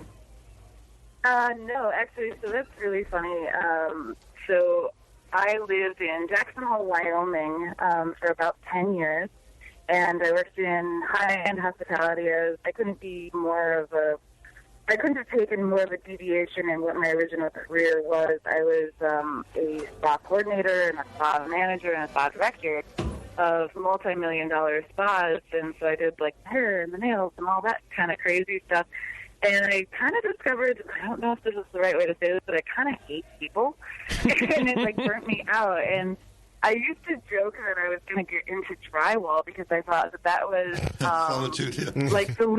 the least amount of people that I could deal with. It was the biggest deviation ever. But there's some actual incredible breweries up in Jackson Hole, Wyoming, and that was around the time where I would have been turning 21. And so I never really had that crazy aha moment where I was drinking Budweiser my whole life, and then all of a sudden I had a Sierra Nevada Pale Ale, and my whole world flipped upside down. Right. I was always drinking kind of craft beer because that was culture there. You went to Snake River Brewing, or you went to what was Time Up Brewing Company, which is now Melvin Brewing Company. You just went to these places because they were all walking distance from your house, and so I started home brewing. And I used to think that I was an avid home brewer. I was like, oh, yeah, I'm an avid home brewer because I'm all grain home brewing, kind of, sort of, not really. And I finally had this, it was almost like a JetBlue moment. I don't know if you remember that JetBlue incident where the guy just kind of lost his mind and was just like, no, I'm done, and popped the chute. Oh, the steward or whatever, and he just kind of flipped his lid, and yeah, that's right. Yeah. That's right. Yeah, I felt myself very much on the cusp of one of those with my spa industry, and I was just like, I am about on the brink of a JetBlue moment where I'm just going to lose it one day on some lawyer or a doctor or a celebrity or something, and it's just not going to be good, and I'm going to be on the news, and it's going to be so embarrassing. And luckily, Jackson Hole is a very seasonal town, and I was able to give my notice 2 months early without actually having another job. And I will tell you that I am probably the most lucky homebrewer brewer on the planet because I was able to get a job in 2 months at a tiny, tiny, tiny little brewery in the middle of nowhere, Utah. And I was a brewery assistant for a very short amount of time and couldn't make it work financially between the company and the housing prices and whatnot. And that's when I was able to move quickly over to Uinta Brewing Company, where they hired me as a packaging person, mostly because I had the vocabulary. I knew what caustic was, and it was your flesh and stuff like that. They didn't have to be trained how to worry about the chemicals and whatnot. And yeah, I worked in packaging for, I believe, about a year and a half. And they started me on kegs, which we all look back and laugh on because here I'm not a little girl, but I'm a girl, and they kept me on kegs for about 9 months, and I just worked my butt off and probably gave myself a hernia a time or two, just trying to prove myself, you know. And well, that is a question I was about to ask. Is did you feel that you had to prove yourself in a situation? I mean, as a female working with kegs, where what was that intimidating when they gave you that job? You're like, oh shit, I can't. This is tough. Or yeah, fuck it, I'm gonna show everybody that it's just a job. It doesn't matter who does it. Yeah, it was pretty much fuck it. Like, okay. I had a brief, really great aha moment at that very first brewery I worked at, where part of my interview, I don't even know if this is actually technically legal, but I was asked to lift a keg. And I deadlifted it just out of, sheer, no, I need this job. This is what I want to do. I had that, homebrewer mentality where it's like, no, this is everything. I'm going to die if I don't get into the brewing industry. I was born to this. I just deadlifted this keg. And the brewer who was hiring me was just he walked over and rolled it up on its edge and just kind of tilted it up on the pallet and was like, leverage is your friend. And I felt like a complete idiot. So power through it from that point on. I'm so sorry. Yeah, how amazing would it have been if you just blew your back out in your interview? You're like, oh god, well you would have had the job, lady, but now you're on workers' comp, and so we can't hire you. But now you're fucked, and now you don't have the job, and you're injured. Yeah. Good luck with your life. She wasn't a worker yet, right? This is pre-existing injury, right? Yeah. We can't hire you. No, you don't qualify as a workman's comp because we didn't hire you. Yeah. That's true. No, exactly.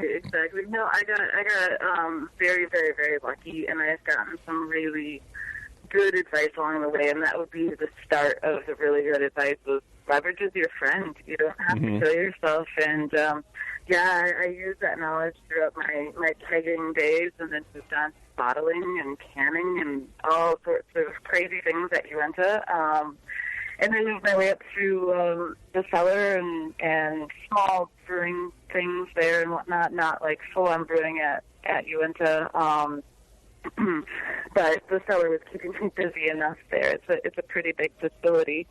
And then, we moved to Florida, and I moved on to Cigar City, where I did brewing and cellaring and took on much more of a role in brewing and was able to expand my experience through a 30-barrel brew system and through a 15-barrel brew system, and it was great. I've had an incredible amount of experience in a very short amount of time, which is I'm really, really, really grateful for. Yeah, that's awesome. We also have on the phone Thomas. Thomas, are you there? He's gone. We don't have Tom. Who's a co-worker of yours, Ashley? So, recipe development. I know the recipe is only a small part of making beer, but where along the line did you first yourself really involved in that? Actually, that's really funny. So when I was working on the 15-barrel brew side of Cigar City, I got to get myself a little bit more immersed in the development of recipes. However, it's not actually my strong point. When I was originally hired with Barley Mow Brewing Company, I was hired to run a 3-barrel brewery that we are putting into a brew pub. The restaurant part is currently open, and we're starting construction on adding our 3-barrel brewery there. And when I got hired on, I was brought in kind of early into the 30-barrel brew house system of Barley Mow, and as we got talking with the owner, I was a little bit more honest with myself, and I was a little bit more honest with him, and I was like, I have a lot of production experience where it's very control-C. Like, I can copy and paste, and I know a lot of, lab work and things like that, and I know how to... All those are very important. Yeah. Oh, I'm sorry? Those are all very important, yes. Yeah, and whereas recipe development is it's something that I'm not like uncomfortable with, but it's something that I think that we could find somebody better suited for that. Whereas I have a lot more that I can give to the 30-barrel side, where I'm like, all right, these are our brands. This is Quacklet. This is Maiden. This is how we make them consistent and the exact same every single time, and they will never deviate from that, which I find really, really important when you're talking about your core brands. So that's a challenge to make the same beer every time, for sure. Exactly, and so because of the two breweries that I came from, and because of their reputation for having consistency and quality beer, we actually both felt that I would be a better fit here on our 30-barrel system. Plugging away and working on our core brands and letting somebody, and don't get me wrong, we're both going to be like shoving elbows into whoever we hire for our 3-barrel system out of the way, and we're going to be like, we're brewing on this first.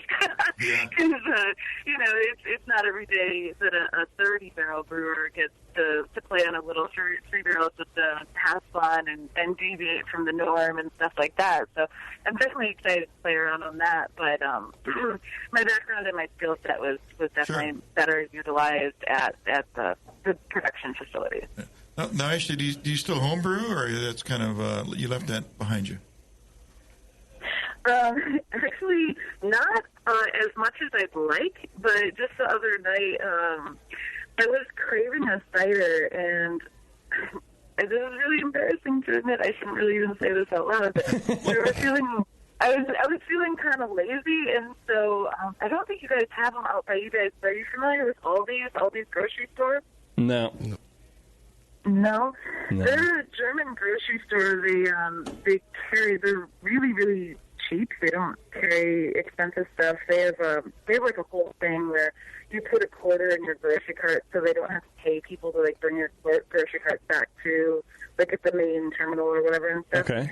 Anyways, but they are known for having their all organic, all natural, no sulfate type of foods and beverages and stuff like that. And we just went out and bought like 12 quarts of apple juice and some cider yeast and threw it in a carboy, and we're like, we'll see what we get in a couple of days. Easy. Yeah.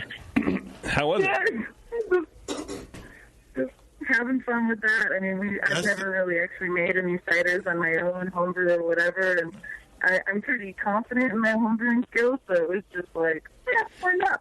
Let's throw some yeast in and see what we get out of some cider. Look, dude. You won't get burnt making cider. Yeah, I mean, sometimes some garbage is okay. You know what I mean? Like, not that it was garbage or whatever, but there is that mentality, especially that we have as homebrewers, where it's like, I can't do that because it's not the right thing to do, or I'm not really making this cider, as example, because I don't know why something feels cheap and easy about it, but at the end of the day, it's fucking apple juice and yeast, and I know there's more to it, but sometimes that's okay, just a shortcut. Like, I've got time to go out and, like, source, like, the perfect crab apples and the perfect whatever. Like, honestly, I just kind of wanted some apple cider, and I just wanted to see what we could get out of it, and I definitely listened to your cider show that you guys had on, so I definitely know I'm not making something quality. I'm not going to share it with anyone. Right, it's just for you to chug after you run out of stout. Yeah, pretty much. Yeah. Okay, I think we have Thomas back on the line here. Thomas, are you there? Hello. We did it. We did. Hey. We've successfully connected. How you doing, man? We connected. So, Thomas, explain what your role is over at Barley Mow there. What I do? I do all the outside sales, marketing, branding, events. I vacuum the offices sometimes. Nice. All the fun stuff. That's cool, man. I don't know. Yeah. Awesome. Well, welcome to the show. We're talking about making cheap cider, which is from what Ashley says is going to be your next core brand. I don't know, but we'll see. No, it's great as long as it's really hazy and has some sediment. I think we can sell that. I think you can sell the shit out of it. It's what happened. Everywhere. It's going to be real juicy. It's going to be real juicy, man. I love it. Okay. No. Right. No. No, you guys. Has the cloudy deal reached you guys yet? I feel like we're tracking a tropical storm, and Tropical Storm Juicy. I feel like Tropical Storm Juicy has hit selective areas of Florida, but it has definitely not hit Barley Mow. We have put sandbags up. We've called Ghostbusters. There is no haze in any of our beers, or that is something we definitely do not want. We want our beer as crystal clear as humanly possible. Well, thank God for that. Thank God there are people like you guys out there fighting the good fight. Hold your ground. That's right. Hold your ground. Speaking of holding your ground, we do have 2 beers in front of you, or in front of us. So we're gonna drink these 2 beers, and then we'll take a break, and then we'll come back and we'll talk more about the brewery and what you guys are doing down there, and we'll drink the other 2 beers. And I think that's a good way to approach these beers. What do you think? Perfect. You didn't tell them which 2 we're drinking. No, I'm about to. Yep. So we have the Quackalope IPA in front of us, and we also have the Unkindness Black Ale. I'm assuming we should probably start with the IPA first, right, Tasty? That's the way professionals do it. It's not as strong as the dark beer, but yeah, sure. Okay, let's start with a Quackalope. It's only 80 IBU. What's the story behind the Quackalope, which is like a jackalope, but instead of a rabbit head, it has a duck, which is kind of funny. As far as the duck with antlers goes, I will let Tom talk to you about that. Okay. The beers that you have all in front of you were existing brands that they had perfected prior to me arriving. Okay. And he can give you a much better history on them than I can, but I can talk brewing points. Cool. If you have any questions. Okay. Yeah, Tom, go for it, man. Let us know. Key us in. Sure. The Quackalope was it's actually a piece of artwork from a local to us anyway. The artist named Mosh, and it's a porcelain duck head with antlers that was in the original tavern, still there. And all the regulars actually started calling Quackalope. And we're like, what are you talking about? And they're like, that's Quackalope. And the IPA was born out of that. So it's very, very organic. I try to convince a lot of people out in the world that it's a living animal out in my yakka with the swamp ape. Some people believe me, so which is good. Florida again. So. Yeah. Oh, we got to go and get that thing. Oh, I want one on my mantle. There's only one left. I want to eat it. Yeah, it's that. It's that right, yeah. A reason to drain the swamp.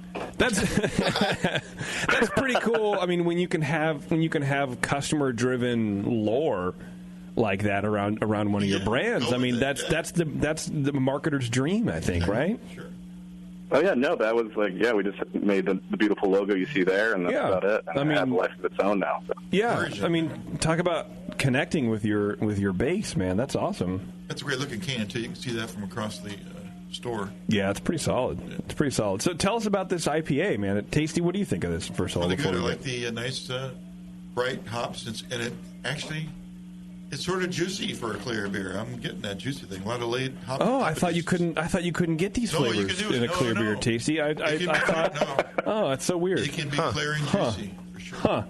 Wow, Warren, we're officially in the middle of Tasty's learning curve.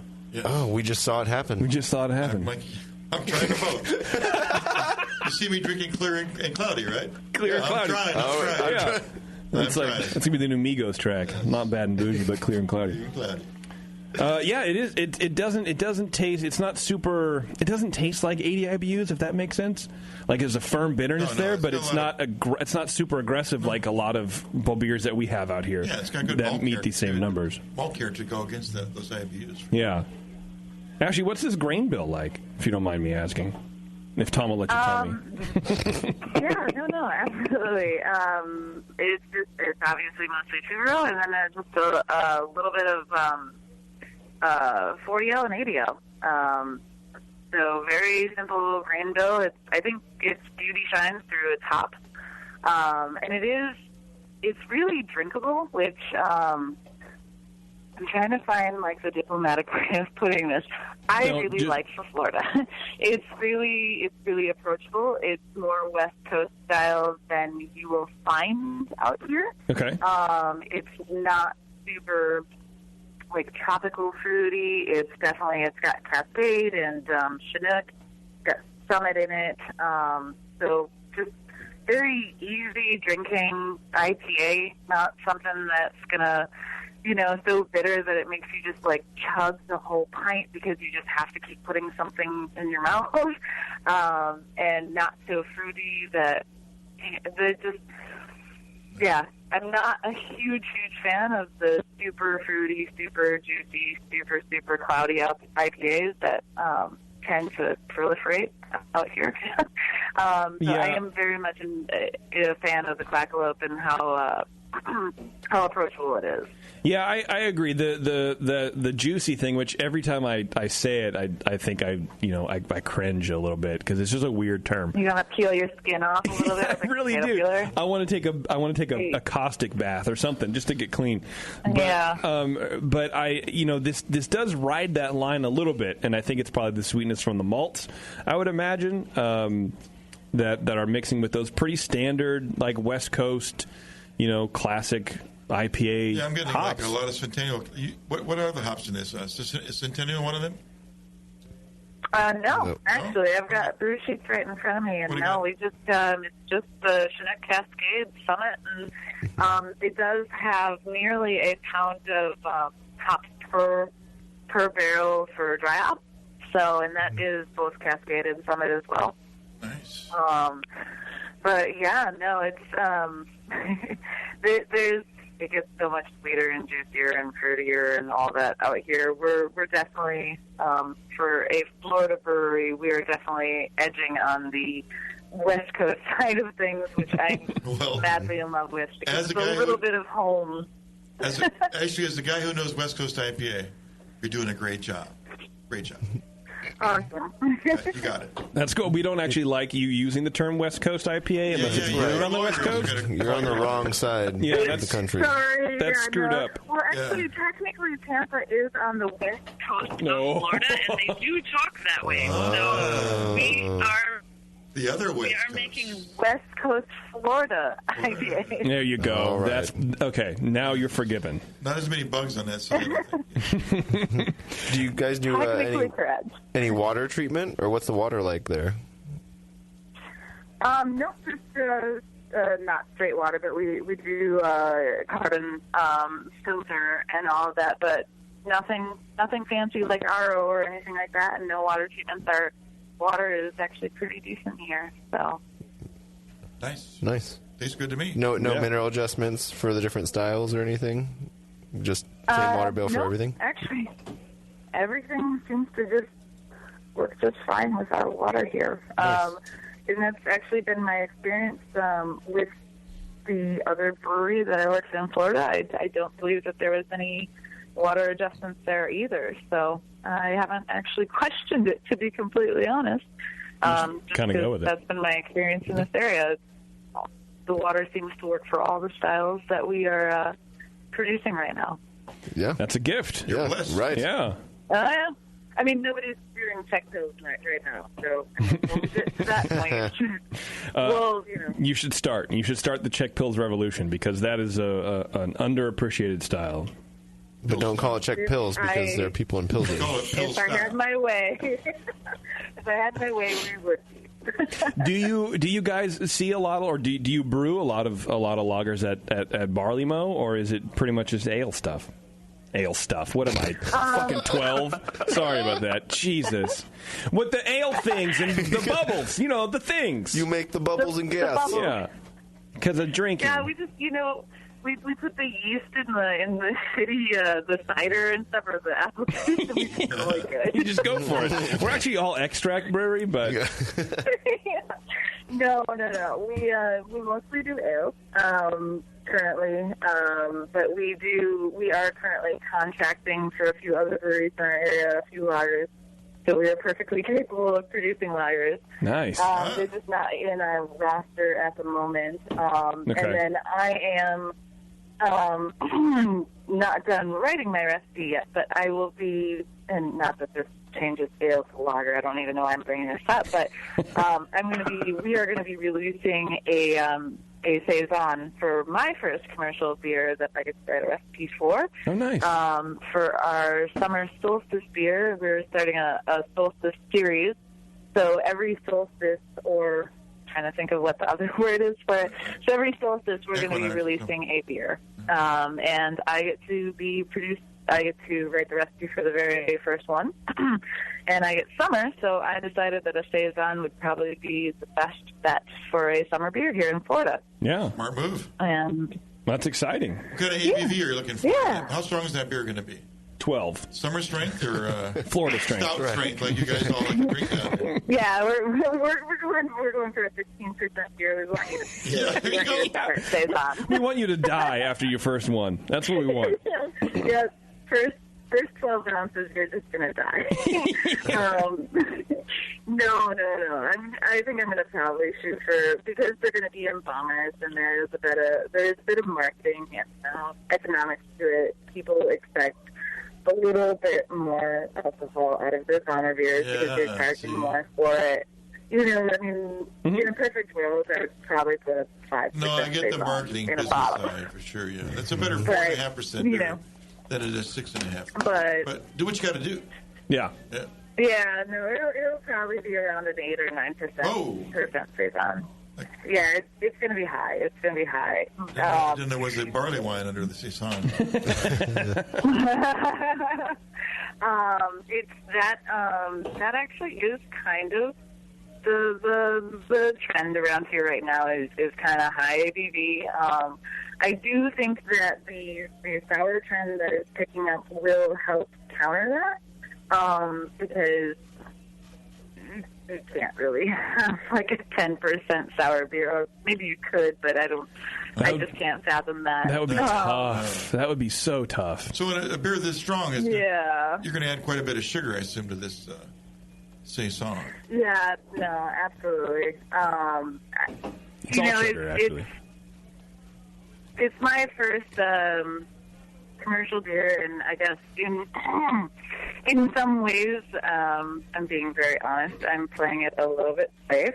I know that I have to appease the market, and I know that, and maybe it will come in lower. I haven't written the recipe for it yet, but just based on kind of the parameters, it's a special release. People are going to be spending a little bit more money on the bottles versus or core brands and whatnot, and I do think that people expect a certain amount of bang for their buck, and I want to make sure that I'm riding that fine line between doing what is true to my heart, like a Saison, and also appeasing the masses is that fine goal.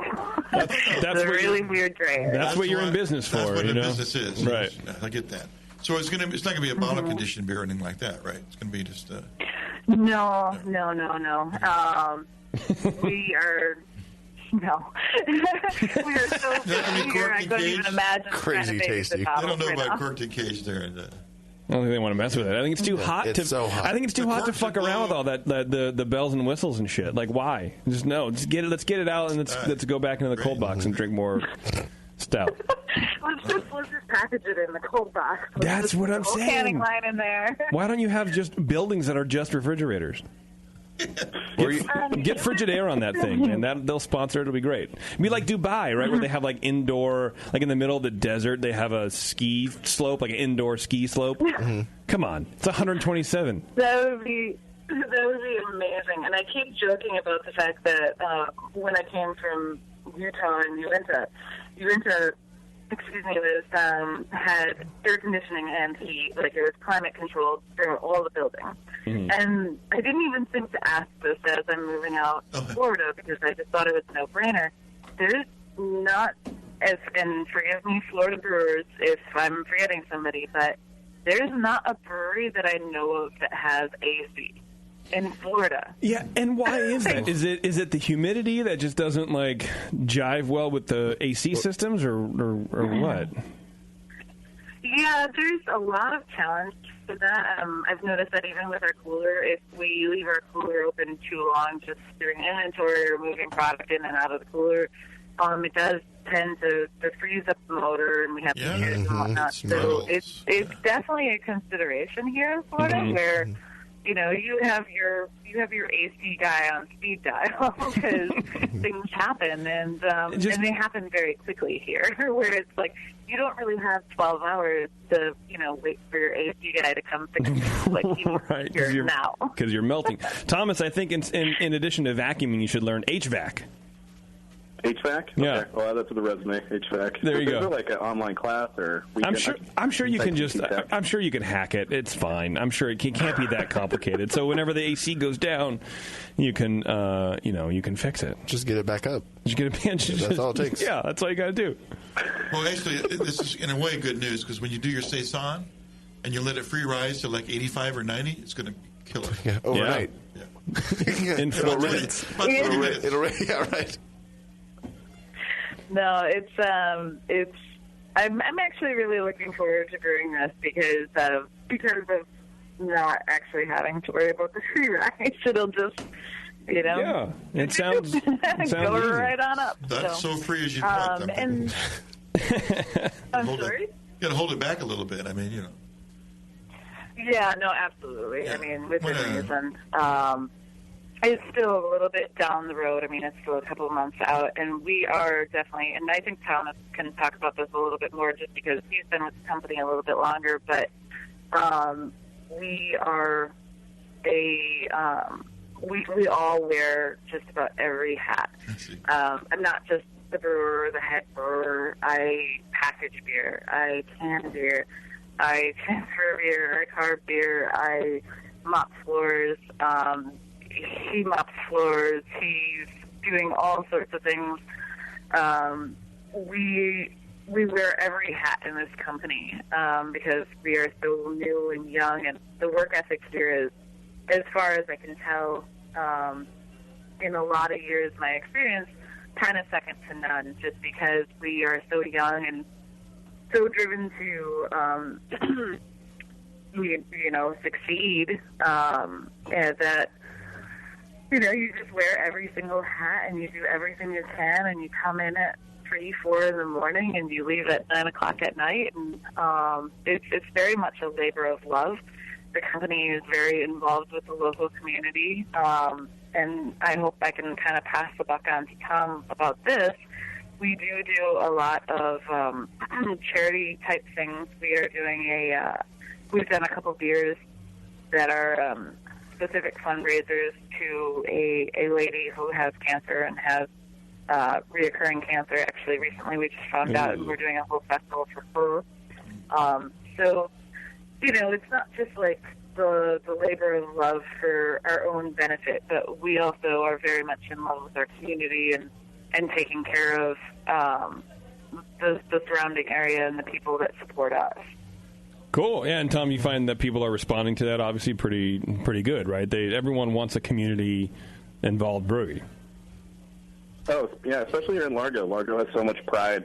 I live down in St. Petersburg, and there's, we're filled with breweries down there. Coming to Largo, though, every day it's just our tavern's not the craft drinker demographic, that you get from like Brewer Association. It's literally we're the town tavern, and it's everybody. It's all walks of life. So we do a series called Collab for a Cause, and the beer actually talking about was Live Your Dash is the foundation that Kelly Smith put together, and it's literally the year when you're born and when you die, the dash in between. She says Live Your Dash, and she's a cancer survivor, and she had a reoccurrence. So we're having this massive festival for her, but all the proceeds from the beer and the festival all go to her. So we do beers in the series, and they all go to the local community, not like, the massive, like, American Cancer Association, anything like that. Like, the money literally impacts somebody locally in the community or the community itself. So that's cool. That's got to be a good feeling, too, to, be walking into the German, grocery or whatever we were talking about earlier, and seeing the person that you're, helping as part of your community. Oh, absolutely. Yeah, that's much cooler than, I don't know, not to bag on giant charities, but American Red Cross. It's hard giving to just a faceless entity, but if you're actually helping somebody in your community with a name that you can interact with, I think that goes a long way, probably farther than just right. Here's my annual check. Yeah, absolutely. Feel free to donate to the beer charity. Yeah. That's really cool. Let's move on to your to the second beer, the Unkindness. What can you guys tell me about that beer? So this was the first beer that Barley Mow it's what made Barley Mow. So Jay and Colleen, the owners, they started as home brewers, and this is their first recipe, the reason why we have the brewery itself. It's the reason I work for the brewery. It's American Black Ale, Black IPA, Cascadian Dark Ale, whatever nomenclature you want to use. Black IPA that's good enough. Yeah, Black IPA. But yeah, it's named after a flock of ravens, which is one of our secondary logo here. The Unkindness pairs well with hate. Yeah, I saw that on the thing. Like your other one paired well with hunting, which I thought was pretty funny. Yeah. And then this one pairs well with sharp cheddar and hate. Yeah. Sharp cheddar. Which I think is pretty good. Sharp cheddar is so good, dude. Extra sharp, like the Tillamook extra sharp. Sharp as can be. Fuck. Sharper than whatever. Anyway, so this is the first beer, which I guess makes sense if you guys are in kind of an area of the country that really likes dark beers. Why wouldn't you make a dark beer? Yeah, and this is what we're known for, and it kind of stems from there. That's really cool, man. I like it. Tasty, what do you think about this one? I like it. Another IPA? Well, no, it's not. It's better than most black IPAs. It really is. Because it doesn't have that big roast character. I like it. It's got this mild, like, chocolate sort of background. Yeah, and I mean, to me, there is a little bit of roast in there, which I think is okay, but I think and I don't know if this is stupid or not, it probably is, but like the hop selection can I think make or break that astringency, or not astringent, but that bitterness from the dark grades. For sure. And so I think it can play well, and I think this plays well. Actually, what hops are in this beer? So, very similar again. We have Chinook, Cascade, and Summit in this, and the dry hop Cascade and Summit, nearly a pound per barrel as well for this beer. Wow. So you guys literally love took your Cascade. IPA and darkened it. Mm-hmm. And boosted it. No, we're 20 IBUs. I'm sorry? Yeah, what's this 100 IBUs? I'm not getting 100 IBUs in this beer. Because you have some crystal malt that's like confusing me here, or 100 IBUs would be like a really like. Yeah, there's definitely some C60 in there as well. Okay, that makes sense. I think they're pretty firmly bittered. Yeah. Yeah. Definitely. Are you getting 100 IBUs out of the Black Ale? I wouldn't doubt it. I'm not going to argue about it. I'd believe it. Are you getting, Why not? 80? I mean, really? Not going to argue about it. Yeah. 80? Yeah, I would. I don't know. I'm not very good at that, I guess. I think people are learning how to hide IBUs a lot better. Well, that's what you do. It's very dependent on the variety that you're getting the IBUs from. Oh, it does? Yeah, well, like Chinook as a bittering is way different than Columbus or Magnum or anything else. I thought they were all the same. Well, come on. How long have you been doing this show? Not long. Yeah. Well, there's always something to learn. Learn from Tasty. Thank you. No, but I mean, help me out. Like, I'm serious. Like, I thought IBUs were IBUs. I thought IBUs were IBUs.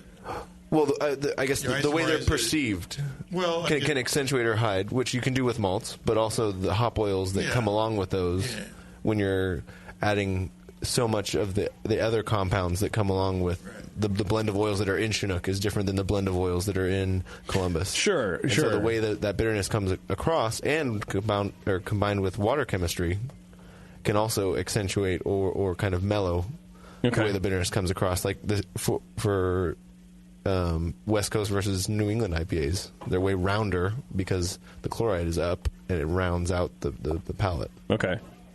Softens the beer. Yeah. Look at this smart guy. What's with this smart guy? Right. Do you guys treat your water for this one too, or you kind of just let it ride? No, I mean it's just filtered. We don't do any sort of addition or treatment to any of our water. And you know, as far as I can tell, things seem to be tasting okay. So I'm not too terribly worried about messing with the water too much. Yeah. From this end, it tastes great. I wouldn't change a thing, actually. Yeah, it tastes really good. Yeah. Okay, I'll tell you guys what, we're going to take a break real fast, and then we're going to open the other beers, and then we'll continue the interview shortly. You guys okay with hanging around for a little bit longer? Sure, absolutely. Okay, cool. Better be, because we got to pee. Yeah, we do. We have full bladders here. So hang on just a sec, everybody. We'll get right back to the people at Barley Mow. But before we do, have you heard about the latest news about the Vault? White Labs is releasing all of their yeast strains that were previously contained in said Vault.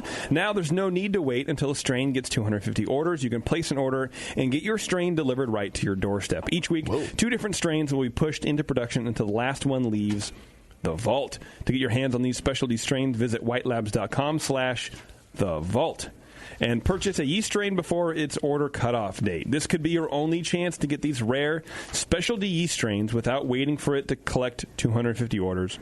So don't wait. Go to whitelabs.com/the Vault. All right. I don't know why I'm saying it like that. It's fun. So it's just a limited thing.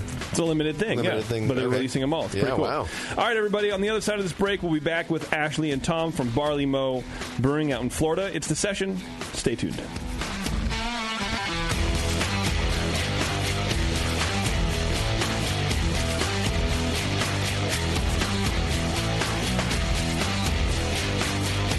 You're listening to the Brewcasters. On the Brewing Network.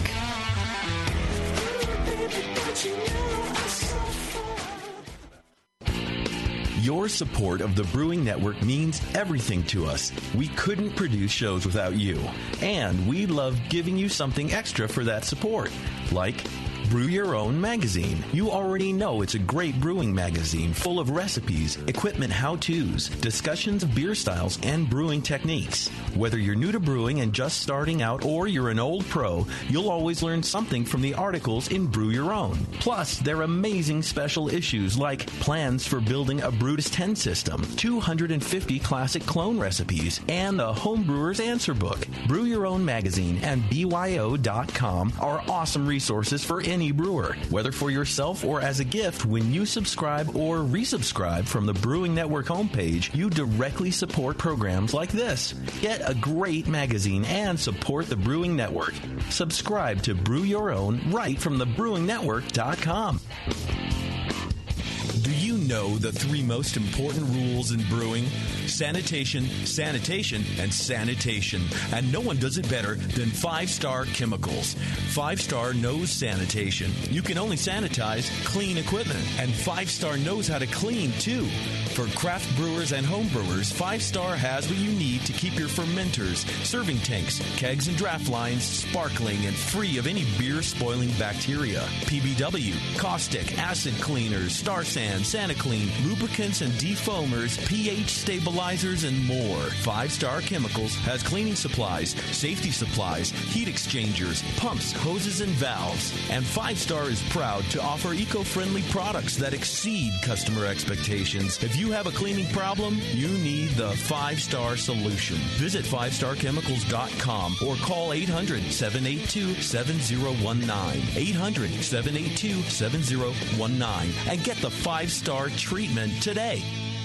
Are you looking for a simple brewing system that's great for all grain brewing, but everything on the market seems to be full of compromises? Blickman Engineering has the answer. The Blickman Brew Easy All Grain Brewing System. The Brew Easy is a complete system with easy upgrades and a beautiful compact design, perfect for any size brewing location. At its core, the Brew Easy is built on 2 gorgeous Blickman Boilermaker brew kettles, a high-temperature March pump, and either a top-tier gas burner or the new Boil Coil electric heater. The Brew Easy adapter lid allows the pots to stack on top of each other, forming an efficient, strong, and compact brewing setup that comes in 5, 10, and 20-gallon batch sizes. Upgrade your Brew Easy system with full automated control by adding a Blickman Tower of Power temp controller, and make moving around easy with the Blickman Kettle Cart. The Brew Easy is modular. If you already own a Boilermaker kettle, you can build your Brew Easy by purchasing just the modules you need. The new Brew Easy all-grain brewing system. See it today at BlickmanEngineering.com and brew with Blickman quality on your new Brew Easy. If you work in retail sales, the restaurant industry, or are a new craft beer enthusiast, or you know someone who is, you have got to check out Beer 101. Beer 101 is an online course created for anyone wanting a quick introduction to the vast world of craft beer. Beer 101 covers the history of beer, brewing ingredients and processes, vital stats like ABV, SRM, IBU, and gravity, styles, tasting, glassware, and pairing beer with food. The Beer 101 course is offered by the Brewers Association Association at craftbeer.com. Also home to the truly awesome Beer Style Finder, a visual guide to every beer style. Quickly play with color, bitterness, and alcohol content to interactively explore the entire world of beer styles with a gorgeously designed interface to your favorite beverage. The new Beer 101 course and new Beer Style Finder are only available at craftbeer.com. Craftbeer.com, celebrating the best of American beer.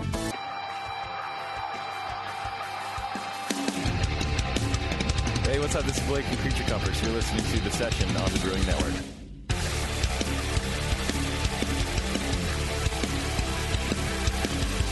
All right, everybody. Thanks for joining us. Thanks for sticking around.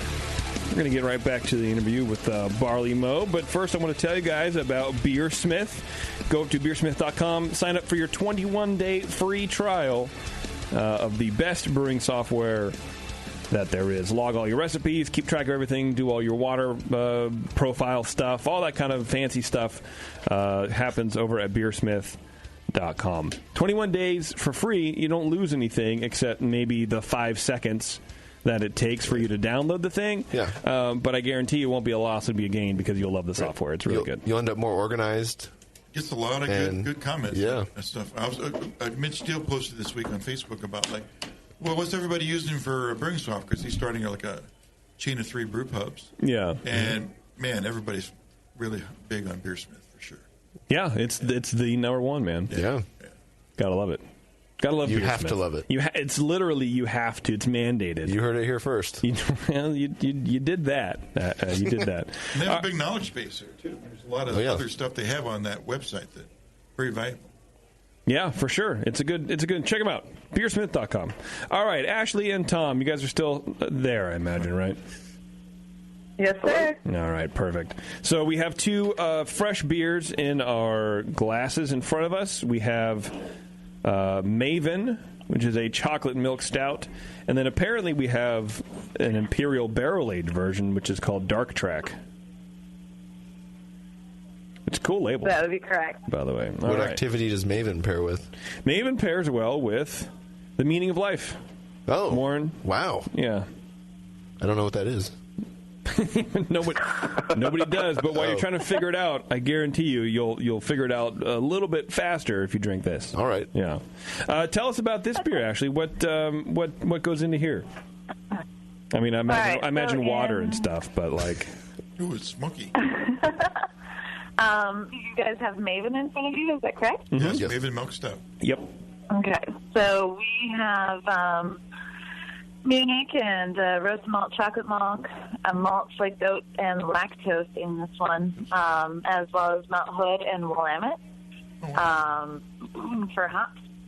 And then it does get a dry hopping, which is not dry hopping, but it gets a chocolate edition and tons of it. I think it's about 80 pounds of cocoa nibs at a dry hop regimen. So we crash the tank to about 50 degrees and then drop a ton of cocoa nibs in it, which is super fun to clean out at the end of fermentation and after we transfer that beer. Right. We have developed a technique of using a shop vac, and we just open the bottom of the fermenter after transfer and just shop back all of the cocoa nibs up. Wow. That's crazy. It sucks, but it works. Yeah. You guys mentioned you have a 30-barrel brew house. Are you doing single batches into fermenters, or are you multi-batching? We have 2 30-barrel fermenters and then 3 60-barrel fermenters. So we definitely double brew. I am the only brewer here, so on the 60-barrel brew days, that is my full day. You do both yourself? Wow. Yep. And grain out is by hand still, and mill in is by hand as well. So everything that gets milled in and grained out is done by me. And do you have a silo, or is this all sacks? No, silo. When we do our quackalope, we do get super sacks, but anything else, any of our other brews, is all thrown by hand. Wow. So, 2,000 some odd pounds of, or just shy of 2,000 pounds is thrown by hand. Wow. You got a good bag, girl. Wow. Awesome. Yeah, 30 barrels of malt. Wow. That's a ton. I mean, I think Flat Tail had our friend Dave Malala has like a 15 barrel, and he does it all by hand, and he complains all the time about how his back hurts. Yeah. So you do doubles. So you've met him before. Okay, great. You got first some 3 years.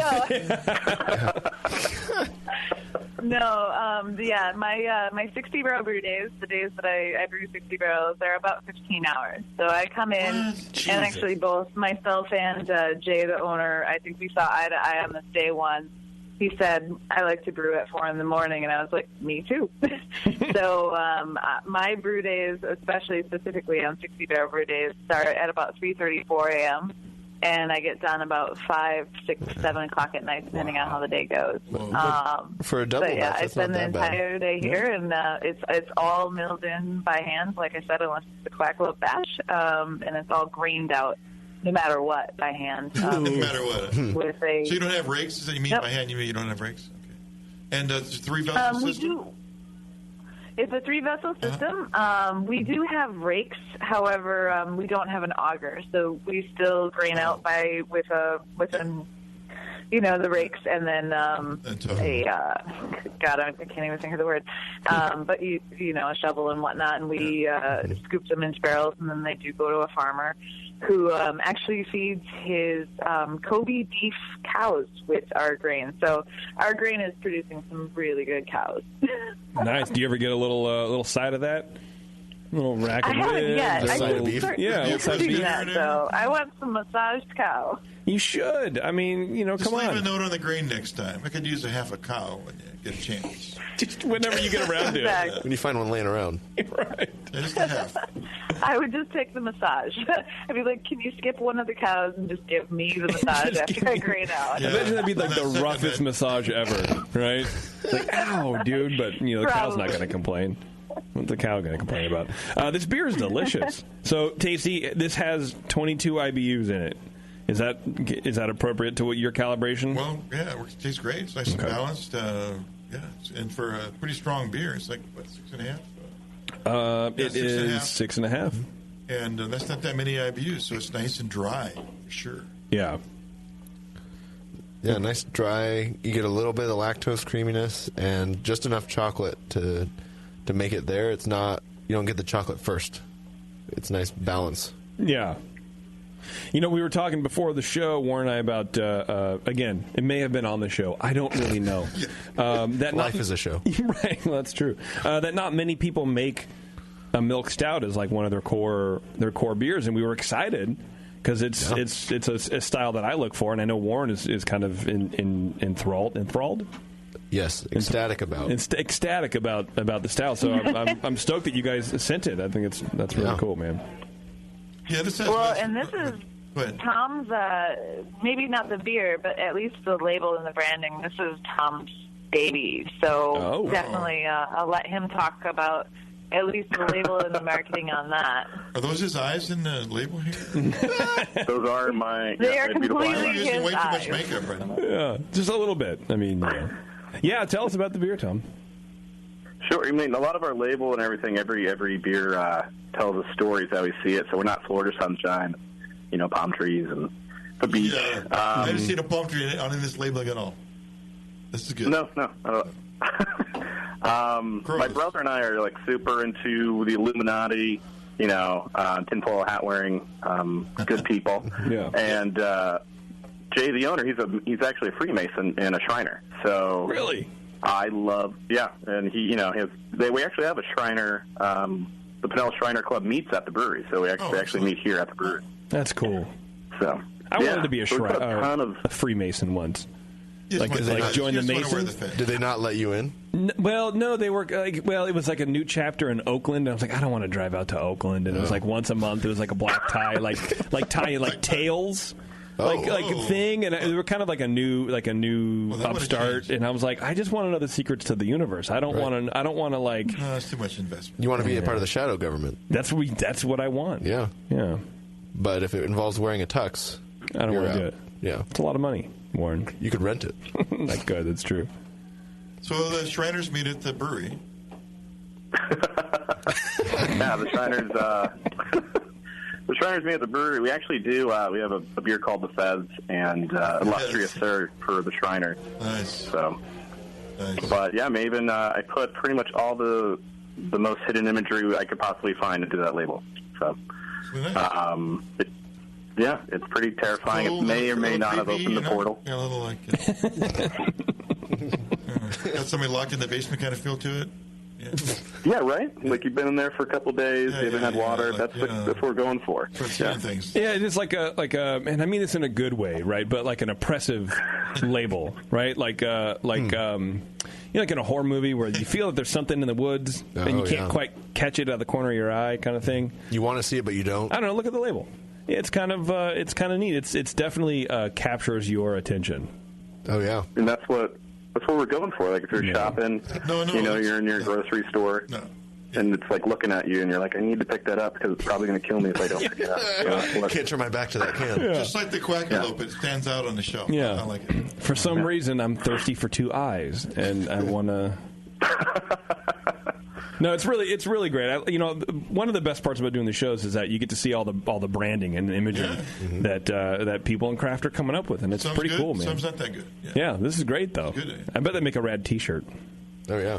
Yeah, that would make a good shirt. Yeah. Whoever's listening, that would make a good shirt. You got to talk to your marketing guy, Tom. Your marketing guy can probably drive that. Who the fuck does the marketing right? Yeah, he can probably drive that ship home, man. I think it'd be great.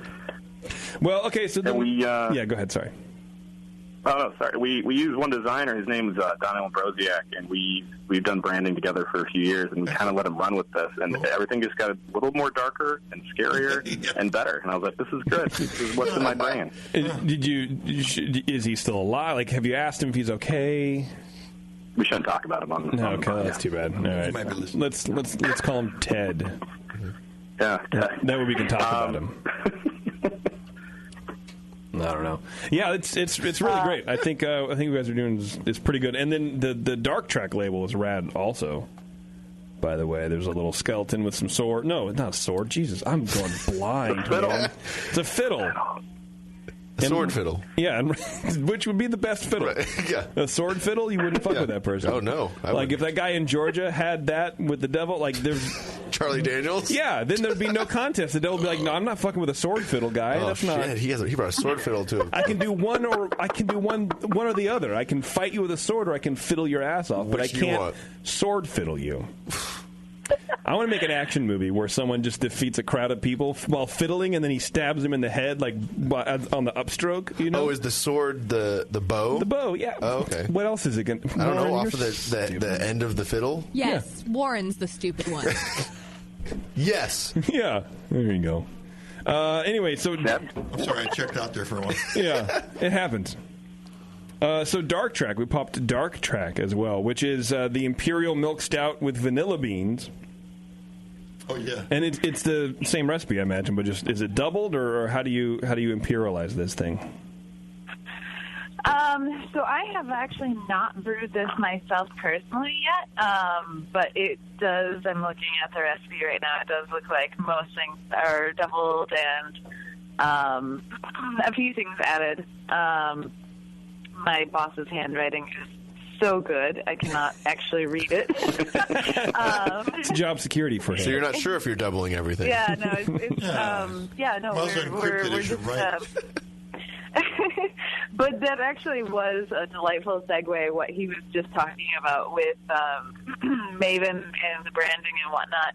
And he has not brought up our lovely ghost that we have here, which we haven't even talked about yet. Whoa. We're both at the brewery right now, and I don't want to bother him because we still have to get out of here after this. So don't talk too loud. You have a ghost? Whisper to me about the ghost because look over your shoulder just in case. Yeah, I mean we can finish the interview on a Ouija board if it would be safer. No, that would be great. We actually have what I truly believe is like an actual ghost here. I am not religious in the least bit. I never believed in ghosts before. I grew up Lutheran light, which is basically like a Lutheran who goes to Christmas or Easter, not both. You pick one once a year, and you show up and put your money in the thing. Right. So I never believed in ghosts or religion or anything like that, and I start my job here about 6 months ago, and I get told about Bradley, and Bradley is our hobo who died out back behind the brewery. We happen to have train tracks. What do you call them when they're? It sounds like train tracks when it's just like it starts and finishes, but we have like a whole train, section behind our brewery, and the hobos and the bums use it as a roadway. Yeah. Okay. And Bradley happened to die back there, and apparently for years his hobo friends would, around Christmas time or apparently his birthday or his death, who knows, random anniversaries, would leave him presents at his grave. He's not actually buried back there. I was going to say. Like it sounds like you guys are the only people who knew about Bradley, that he was buried there, and that's the Florida way. Just don't tell anybody. I think you're going to have to give him a proper burial if you're going to name him here after. Yeah. This hobo we didn't like. We didn't care. Welcome to Florida Brewing. Brew beer, and we have dead people out back. You're kind of buried where you die. Is really what happened. Yep. But no, he's not actually buried out back. But as far as you know, I'm really not into like the whole ghost thing. But I'm pretty sure this guy is here. Like, why? He messes with me. Is he like stealing bread or something, or what? Moves the grain bags around. Yeah. Is he milling a batch? Milling the big grains for you? Like, thanks, Brad. Yeah. You deliver hobo justice to your, to your grains or something. Sorry, go ahead. I'm sorry. We're getting weird now. I mean, I wish he would help me out. I mean, I wish he would help me clean out everything. That'd be nice. Yeah, you come in and your strike water's at temp. You're like, whoa, this is amazing. Bradley the man. Yeah. No, it's not quite that bad, and now I sound like a crazy person. No, not at all. No, he does. No, you're he definitely, a little bit. But Bradley is definitely here. He messes with things. He moves chairs. He flips around brew logs that are hanging on fermenters when there's no wind anywhere in the brewery. No. And when I first started here, I mean, I would come in terrified. I'd come in, like, armed with a flashlight, my little, like, box cutter knife type thing. I'd be like, all right, I'm ready. I'm coming in. I'm turning on all the lights. To stab my a flashlight. ghost. And now it's just, like, the reason I think that I actually truly believe he's here is because I'm, like, so comfortable with it. I just kind of come in and I'm just like, all right, there's some days I'm in a bad mood. And I'm just like, not today, Bradley. I'm not into it. It's not today. And then everything's fine. And then there's other days I'm just like, all right, whatever, go play with my brew sheet if it makes you happy. Right. Here's how I would do it. Have you ever seen a show called Supernatural? That's how I would deal documentary. with it. The documentary called Supernatural, where you get salt, rock salt in your shotgun and silver or whatever, and then you can exorcise the ghost. But that's just me. Well, you either trap him in with you, right, or out of the circle. We're comfortable with Bradley around here, and quite frankly, just me being a mild outsider and not really from Florida, I feel like if we brought any supernatural group into Florida, their Ghostbuster beacons would just go off anywhere. I mean, they'd be like, "Oh, there's the guy with the bath salt addiction who died recently in this street corner." I mean, every corner is just going to blow up with like crazy ghost stuff. It's the fine. EKG meter would be off the charts. But no, we're fine with Bradley, and Bradley is actually an inspiration for Dark Track. And more than my goofy bantering and whatnot, there actually is a lot of symbolism with the hobo community, which I know sounds really silly. No. And again, I don't mean to like pass the buck on Tom, but Tom can talk a lot about this, where there's a lot of Tom's like, I have no idea what you're talking about. Secret code. That apparently Tom is very familiar with because he was a bum in a previous life. Yeah. All right, Tom. So so the Illuminati trail leads back to you, which is weird. You and Jay-Z, right? I suppose. So you're trying to crack the hobo code. What happened? Did you do it? Did you make it? we researched this beer for 5 years. Me and Jang, we just rode the rails and immersed ourselves. Yeah. Had to kill a guy named Bradley. Yeah. Yeah, we had no relation. I can't believe you brought that guy up. Yeah. Killed Bradley. Hand out a couple wine stains. So when there's apparently a whole hobo dictionary and like a ton of symbolism when you're just like on the rails on buildings around like large cities. So there's 3 marks on the bottles you can see. There's like 3 scrapes on the right side of the skeleton. Yes, I do. I see that. And that means danger. So there used to be just like tons of buildings around, especially like the older brick buildings. They used to chalk them up so they knew like, this is a safe place to sleep, or this person like will board you and give you food, or you will die here, and that's danger. So Dark Track's actually named after like a group of railroad tracks in the middle of nowhere, unmarked, and that would hobos would say beware because you could possibly die and get hit by the train, or there's no way to get off the tracks like quick. So. Oh, jeez. Yeah, super bright, cheery stuff from Barley Mow. Yeah, where's like the unicorn rainbow beers? Everything's. I don't know. Does this pair? What is this? What is this? We have a unicorn rainbow beer. Do you we really? Do. Yeah. What's it called? Yeah, so Murder, week one I work here, and I sit down with Tom and then our marketing manager, and I'm just like, all right, so what's going on with our branding here? Are we like, I don't even remember, unicorns and dragons and like swords and shit? Like, what's going on? Like, what is this?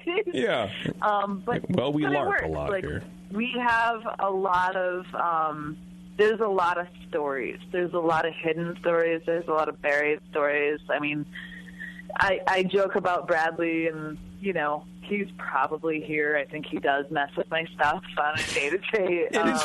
It is funny because you go from like he's definitely totally here to like he's probably here to he might be here to he's definitely right behind me right now kind of a. It's pretty fun. Yeah, we just high-fived. Yeah. It just depends on his mood and my mood, and right. If he's there, he's there. It's fine. He isn't like I've definitely had some strange like whispery flowing encounters on like the back of my neck sort of thing, but who knows? That's all placebo, maybe. I'm probably just like you're looking for there. it. All right, it's him. Yeah. But yeah, no, there is definitely a lot of. I don't know how to say it. I don't want to call it truth because now I'm talking about ghosts here just a minute ago. But there is a lot of real stories behind all of our marketing and our beer and our brands and all that. And I think that's fun. I mean, I remember back in the day, sitting at a bar and drinking a beer or whatever, and peeling a label and looking for something to read and whatnot. Yep. I feel like our beers do give you something to read or something to talk about or a conversation piece because of the marketing and the real stories behind them. I mean, Quackalope was a founding brand, and there's a lot of story and history behind that. And Dark Track is actually one of my favorite stories because there is not a body out back, but there is a grave out back behind the brewery that is of this dude who they found dead on the train tracks. I mean, yay. Well, it's at least a real story. Yeah, and it's interesting because it's not a manufactured story. It's a very serious story. But it's kind of your guys' way, I think, I would imagine, to kind of make peace with it, and that's part of your history as well as Bradley's, and just kind of this is just life. This is what this is. It happens. Yeah. Sometimes you die on train tracks. I'd be fucking tickled pink if somebody make a beer after my name if I die. Right? Seriously, if it's like Ashley's dead beer, dead drunk alcoholic beer, I'll take that. Do you go out and give and give some of this beer to Bradley's friends? Or is that asking for trouble? They're like cats. It'd be like inviting cats into the brewery. That's I don't even think they know the brewery. Yeah, you're right. That's probably pretty dumb. Or like leaving sugar cubes for ants because you killed one ant, and then you say, well, okay, I'm just gonna. Here you go. Yeah. What if you just put a case out at his grave when people were leaving stuff? I don't know. I think Tom's right. I don't know if anybody's done that yet. Save a bottle of gin. I do feel like that Yeah. might be feeding the ants if you leave beer at a hobo's gravesite. Like, I feel like the other hobos will find that, and that's probably not. And they'll probably kill each other. No, I'm kidding. But yeah, like half a bottle, like pour some out and like leave half a bottle, like a candle or in some incense. I don't know. Now this is my spiritual side that I try to bury because I don't believe in ghosts. The dead only deserve half a beer? They only deserve half. No, because you pour it out. Haven't you learned anything from West Coast rap? No. All right. Well, that's too bad. I'm an East Coast rap guy. You're a dick. Excuse me, I'm choking on my own saliva. So it's cloudy wrap? Yes. Yeah, it's cloudy. Yeah, it is. It's cloudy wrap. Well, it's a delicious beer. I really enjoy it. So it's barrel aged, right? Or is it not barrel aged? No, it's not barrel aged. I thought I read that somewhere, but we use a good amount of graham cracker spice, about 6 pounds of whole vanilla bean. There's a little baker's chocolate in there as well. Okay. Graham cracker spice? What does that taste like? Graham crackers? Yeah. Yeah, you get like a little spice. I've never heard of that as a combined. Let's just say it's graham ingredient. Just graham. Yeah. Do you guys not bake? Nobody bakes? No. We get baked, but we don't actually bake. I baked a little in my time. So you can buy graham cracker spice at the store. Yeah, is it really graham cracker spice? Because or is it like some cinnamon or? Yes. Okay. It's like a blend that tastes like graham cracker. I just say graham cracker spice. So. Okay. Cinnamon and a couple other ones. Nutmeg? No. Nutmeg. Yeah, a little nutmeg. No. All right. Maybe? I don't know. Well, it's intriguing nonetheless. I like it. It's really good. It's really good. I like it. It's very clean. It's very nice and dry. For what's the ABV? I don't have that bottle. It's like 10%. 10. There you go. But how many have you used? for a good Florida summer? Yeah, right. August, Florida August. Yeah. Yeah, that's our session. It's our summer seasonal. That's how we hydrate. December, we bust out our 15 to 16% stout. Oh man, that's funny. So do you guys serve a light beer, like like a 5%, like a 4.5%? Yes. So we have an Americana, our Americana is a golden ale, and that's around 4.5%. Yeah. And then I just did a half a Weizen that is not canned; it's only draft. It's draft only, and that is around 5%. So we do the lighter styles. It's just for bottling and canning, packaging type stuff. And that's not necessarily true. I actually don't even know why I just said that. We do can our Americana as well. We just sent you the best of the best. So the Americana is, like I said, about 4.5%, and we do can that. I'm sorry, I'm looking at our roster of cans here. And we do an Oktoberfest as well, and our tinsel is our winter warmer beer. And Tom, do you know what the ABV on that is? 27. Tinsel's 7.5. Oh wow! So on your Oktoberfest, that's a lagered beer, or? Yes. Cool.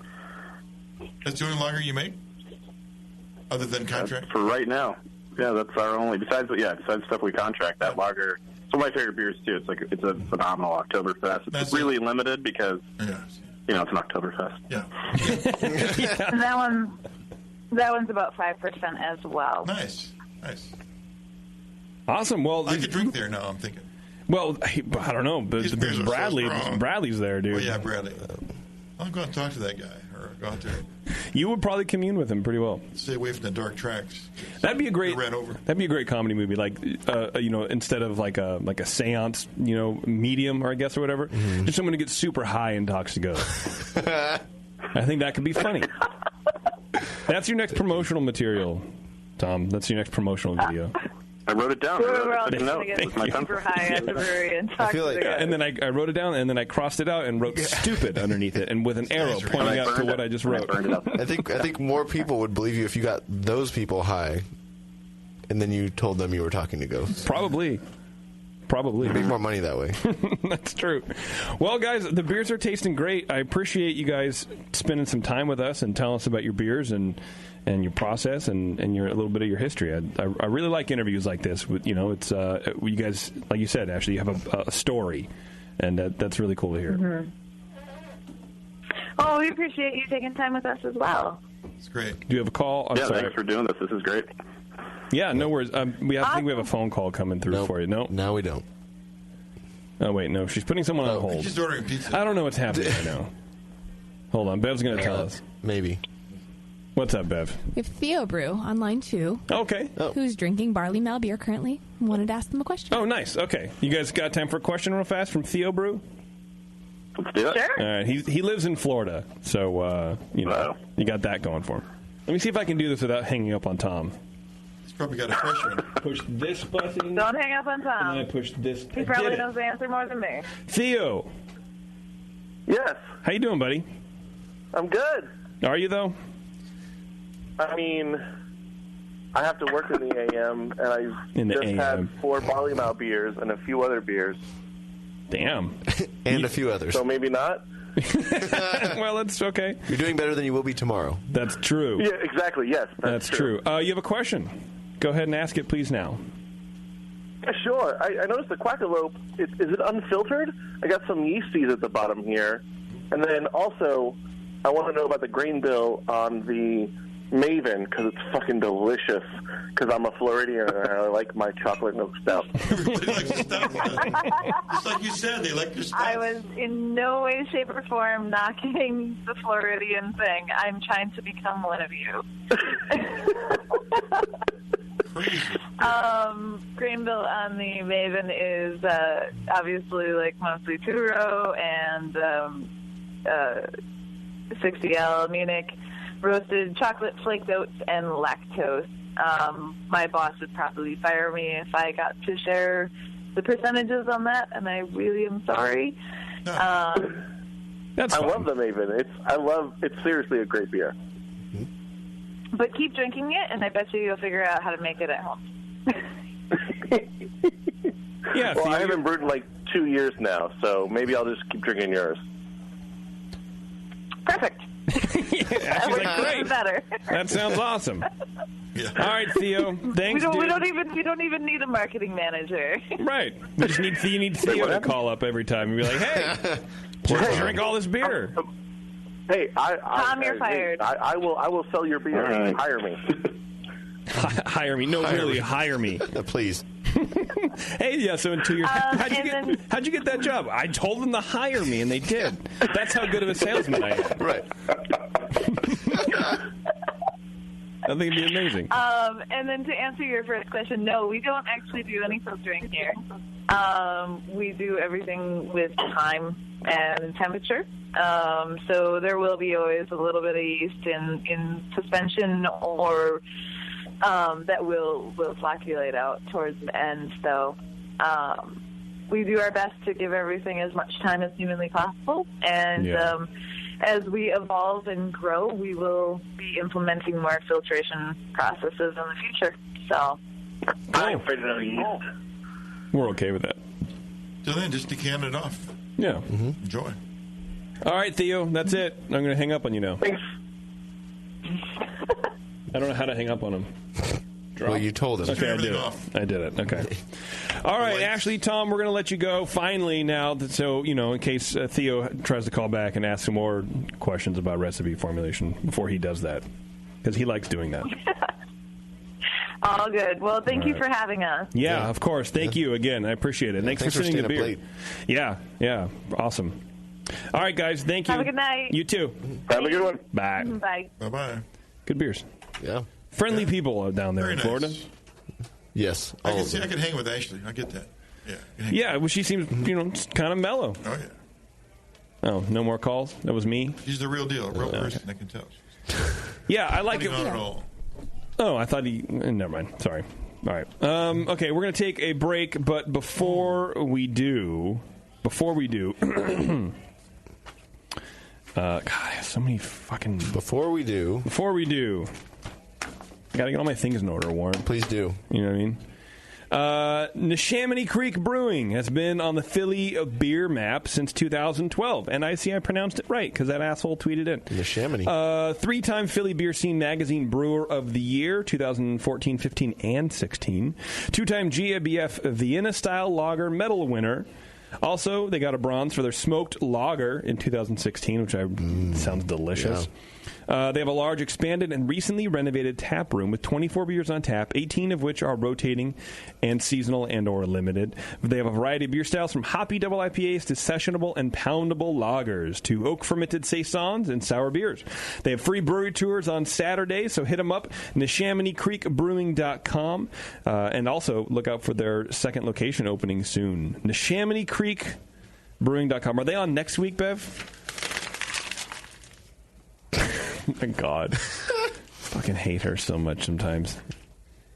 She just fucking looked up at me and then nodded, that like half a nod. Like I pulled her away from doing something super important that I could have just found out on my own. Like I'm not just sitting here Go to like the Google Calendar fucking doing anything. What do you need? I was doing something. What do you need? Sorry, I had my headphone turned off because I was trying to pay attention to what I was doing. I apologize. How can I help you? When do we have Neshaminy Creek on? Oh! Well, that's an easy... we just talked about this. Like, they're next week's guest. Thank you very much. I appreciate that. Next week. Thank you. We just talked about this. It is like... It's like I work with my wife. Yeah, maybe you should pay attention more. Yeah, maybe you should listen when I talk. I wasn't listening to you. How? Yeah. Whatever. Well, when I've known you for this long, it's best if I don't. Right. I guess I get that. I don't know. All right, we're going to take a quick break. We're going to come back. We're going to wrap things up here on the session. Got a couple more things to talk about. So stay tuned. We'll be right back and stuff.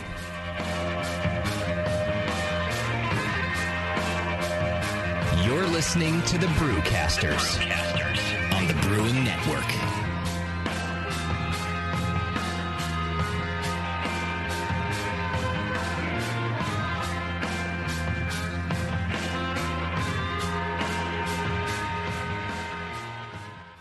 Since 1979, Williams Brewing has offered the finest equipment and freshest ingredients and the best customer service in the business. Check out their brand new patent-pending mash and boil 110-volt electric mashing and boiling unit. This compact all-stainless unit lets you mash, sparge, and boil just about anywhere that has a 110-volt plug. Double-wall construction adds to efficiency and safety, and a precise thermostat keeps temperatures where you want them. Unlike insulated buckets and converted coolers, multiple temperature rest mashing is easy to do, all for under $300. They also feature the Mark II work pump, a magnetic drive high temperature pump that does the work of pumps that cost twice as much, as well as exclusive Brewer's Edge regulators and quality Keg King kegs and disconnects. Check them out today at williamsbrewing.com to brews their vast selection. With over 20 years of experience making world-class craft beer and more than 100 gold medals in international competitions, Moylan's Brewing Company is not just a pretty face in craft beer. Just ask Brendan Moylan. What do we got here?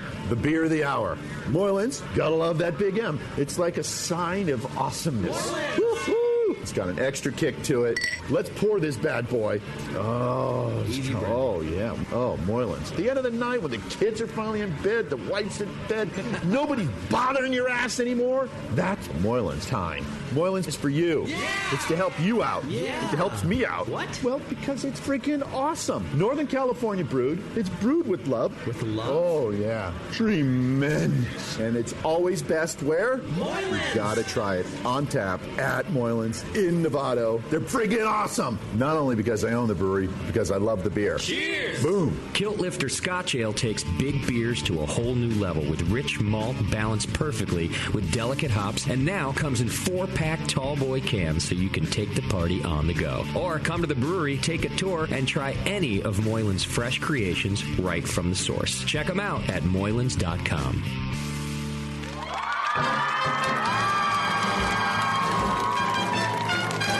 BN Army, have you heard the latest at Hop Tech? Since Hop Tech has doubled in size after a huge expansion, Jade and Roberto can stock even more of the best quality homebrewing supplies and equipment. Over 60 kick-ass varieties of hops and malts, monster truckloads of quality brewer's yeast, including white labs, Y yeast, and multiple dry yeasts. They even have all grain systems from Grain Fathers and Ruby Street Brew Systems, thanks to Jade, the brand new all-grain brewer. And don't forget about their 10% discount to all BN Army members. Jade and Roberto are waiting for you. And all of your brewing questions over at hoptech.com. Hoptech, totally not sucking since 1983. Hey guys, what'll it be? I'm not sure. What do you recommend? A lot of people seem to like the Hefeweizen. Is that a German Hefeweizen or more of an American-style wheat beer? I'm not sure, but I can give you a taste. Okay, great. The Cicerone Certification Program certifies and educates beer professionals in order to elevate the beer experience for consumers. Unfortunately, not every bar is staffed with certified beer servers who can guide their customers through a beer list. Here you go, guys. Let me know what you think of the Hefeweizen. Oh, yeah. That's definitely more of an American meat. But I can hardly tell because this beer just smells like sour butter. I wonder how long it's been since they cleaned the draft line. Yeah, and look at the bubbles on the side of the glass. It's filthy. Somebody should tell these guys about the Cicerone program. For sure. How about we head somewhere else for another beer? Your server should give beer the same respect you do. Request quality. The Cicerone Certification Program offers 4 levels of beer certification, in-person classes, and course books for beer professionals. Check them out at cicerone.org. The Cicerone Certification Program. We know beer.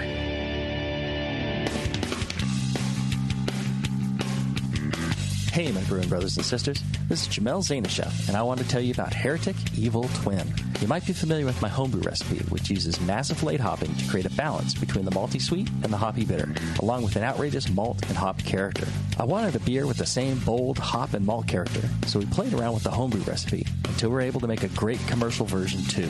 We've created a beer rich in malt character, full of caramel, toast, biscuit, and an ever so subtle roast note. On top of that, we piled in an insane amount of Citra and Columbus hops at the end of the boil, as well as in dry hopping. This damn-the-cost approach to hopping gives Heretic's Evil Twin a great blast of citrus and tropical fruit that can't be matched by any other hop. The result is a bold, malty, hoppy, but easy-drinking beer. This is our top seller, our flagship beer, and I couldn't be prouder of it. Cheers. To find Heretic beers near you, click on Find Some at hereticbrewing.com.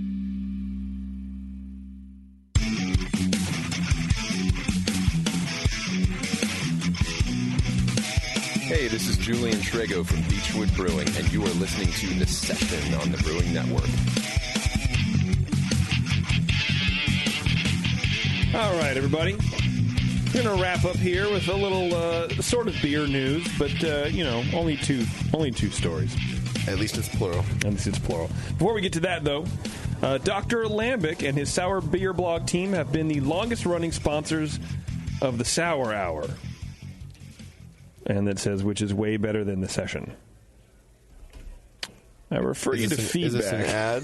I'm just kidding.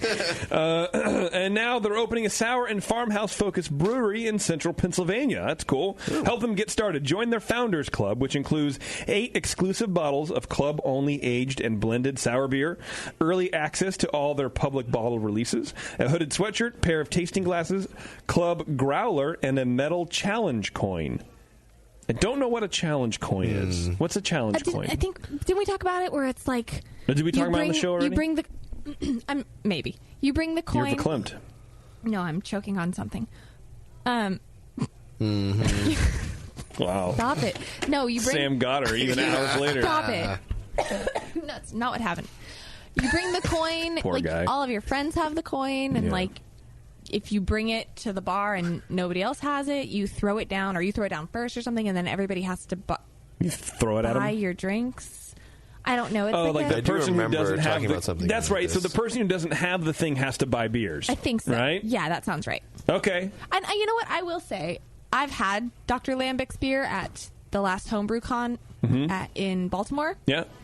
To be honest with you, it was pretty much the only booth I visited. Really? Yeah, it was. I didn't even know. Very, very good.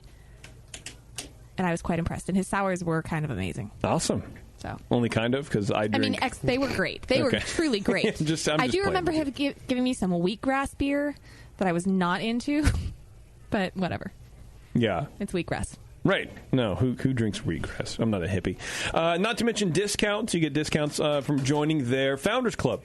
To learn more and to join the Founders Club, check out Mellow Mink Brewing at mellowmink.com. Very cool.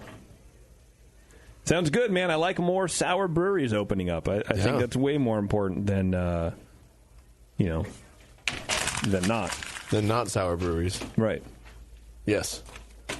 Okay, so let's talk about some beer news, Warren, and it's just apparently it's just you and me right now. I guess. So I don't know. So you heard that that BrewDog they're opening a brewery here, and I think where the fuck are they brewing? Somewhere in the Midwest. In the Midwest, I want to say Cincinnati, but maybe that's not true. Indiana, Ohio, for some reason is Columbus, Ohio. Yeah, which is pretty cool. It finally opened in March, I guess. That's pretty late. So last month. Last month, yeah. But apparently, they just got acquired, I think like 22% by the private equity firm that also owns PBR. All of BrewDog? No, like 22%, I think, is what the number was. Well, right, but yeah, of the whole company, not just the new one that opened up in the U.S.? Yeah. Wow. And so people are pissed. That's a San Francisco-based equity company, TSG. Well, yeah. Well, they're still craft because it's only 22%, right? Yeah, they've acquired approximately 22% of BrewDog for what the Sunday Times, this is in pounds, is 213 million pounds. For 22%? Yeah, and I guess 113 million pounds were paid to the existing shareholders. So is that $1 billion valuation? That's pretty close, I think. I think it is a bit. No. Yeah. 213 million pounds? For 22%. Well, I guess, it would be $1 billion pounds. Oh, okay, yeah. Yeah, so the initial investors, Kickstarter people have a lot of equity. Yeah. Yeah. I don't know. I don't know where you cash that in at. If I had it, I'd cash it in right away. Oh, for sure. Yeah. No shit. 968,000. Wow. Yeah. That's a lot of pounds. That's a lot of pounds, dude. Some pounds. And so this article is basically going off about crowdfunding in the beer scene will only get you so far, and I think people are kind of up in arms that they sold out. Like, why am I giving you a bunch of my money and then you're turning around and selling part of your business to a conglomerate brewery? Because they didn't crowdsource enough money. Yeah, but and here's what I don't understand. Like a lot of these crowdsourcing sites, like I'll see movies do this or brands. Like, aren't you making money on your existing brand? Why don't you put your own money? If they were making money on their existing brand, they would go into the bank. Banks are more than glad to lend money to people that can pay back. Yeah. They just didn't see them as a good risk. So then you had to go into the private equity market. Is that what it is, or it's just free markeking? Well, Jason's talking about the crowdsourcing. Oh, the crowdsourcing. Yeah. I'm sorry, I was talking about the financing. Yeah. Like, why put on Kickstarter that you want to open a brewery? Because they didn't have another source of money. Well, it's a small amount of free money, right? But it's a super existing brand that you mean, you know what I mean? Like if I want to buy a new car, I'm gonna save up for it based on what I'm making, So like if I were these people, they're getting a lot of free advertising anyway for the weird marketing they do. If you want to come into America, why aren't you saving up for it and investing your own money? Why are you crowdsourcing and then taking that? It's like the equity for punks bullshit. Sure. Why are you doing? Punks don't sell out, right? Yeah. Well, why are we crowdfunding and then taking 22% of our company, giving it away to a giant company, and still trying to be giving it away? They're punks. Selling it. Well, right, but it's like 180 degrees from each other. Well, of those it's because that's how dumb they think their customer base is that they can get their customer base to give them money just based on the brand, and then they'll still do whatever they want and raise money. They were fundraising on the basis of being like a hip or a punk culture, maybe hipster, and then they turn around and sell out to some equity people. They own 23%. There's an end event coming up where they're going to want to cash that in and Oh, for sure. Yeah. I mean, if anything, maybe they used it as a bargaining chip in order to get more financing. Be like, look how much money we can get from people for nothing, just based on our brand loyalty. And they turn around. Banks will lend you something on the value. Well, for the private equity firm, that's something they would care about. But banks are around here they're 4.5%, 5%. Equities Right. Much bigger. Yeah. Unless they're also wanting to tap into the connections they have with the PBR brewing facilities and all of that stuff, thinking about distribution and worldwide. Sure, yeah. Those guys are conquering. hype. Yeah, I don't know much about the beer. Yeah, apparently they announced earlier this month that they're looking to open breweries in Asia and Australia. Yeah. Yeah. Knowing the people at PBR would help. Go for the underserved, for sure. Yeah. Just, we could sell... I don't know. I mean, it's kind of one of the first times we've seen this, right? Where you get crowdfunding, and then a portion of your company is purchased by another company. I don't know if those two had any correlation, but it I don't know. It just seems uncomfortable. I think in this. And I'm not saying that you shouldn't make as much money as possible. I mean, good for you. You're right. Well, right. But they could do it. Yeah, but it's just. I mean, I'm just in terms of the drinker side. I don't see we're going to benefit too much from that. No, I don't think so either. South America or Australia or something. Which and maybe that's where this is what I was saying about when the Lagunitas thing happened.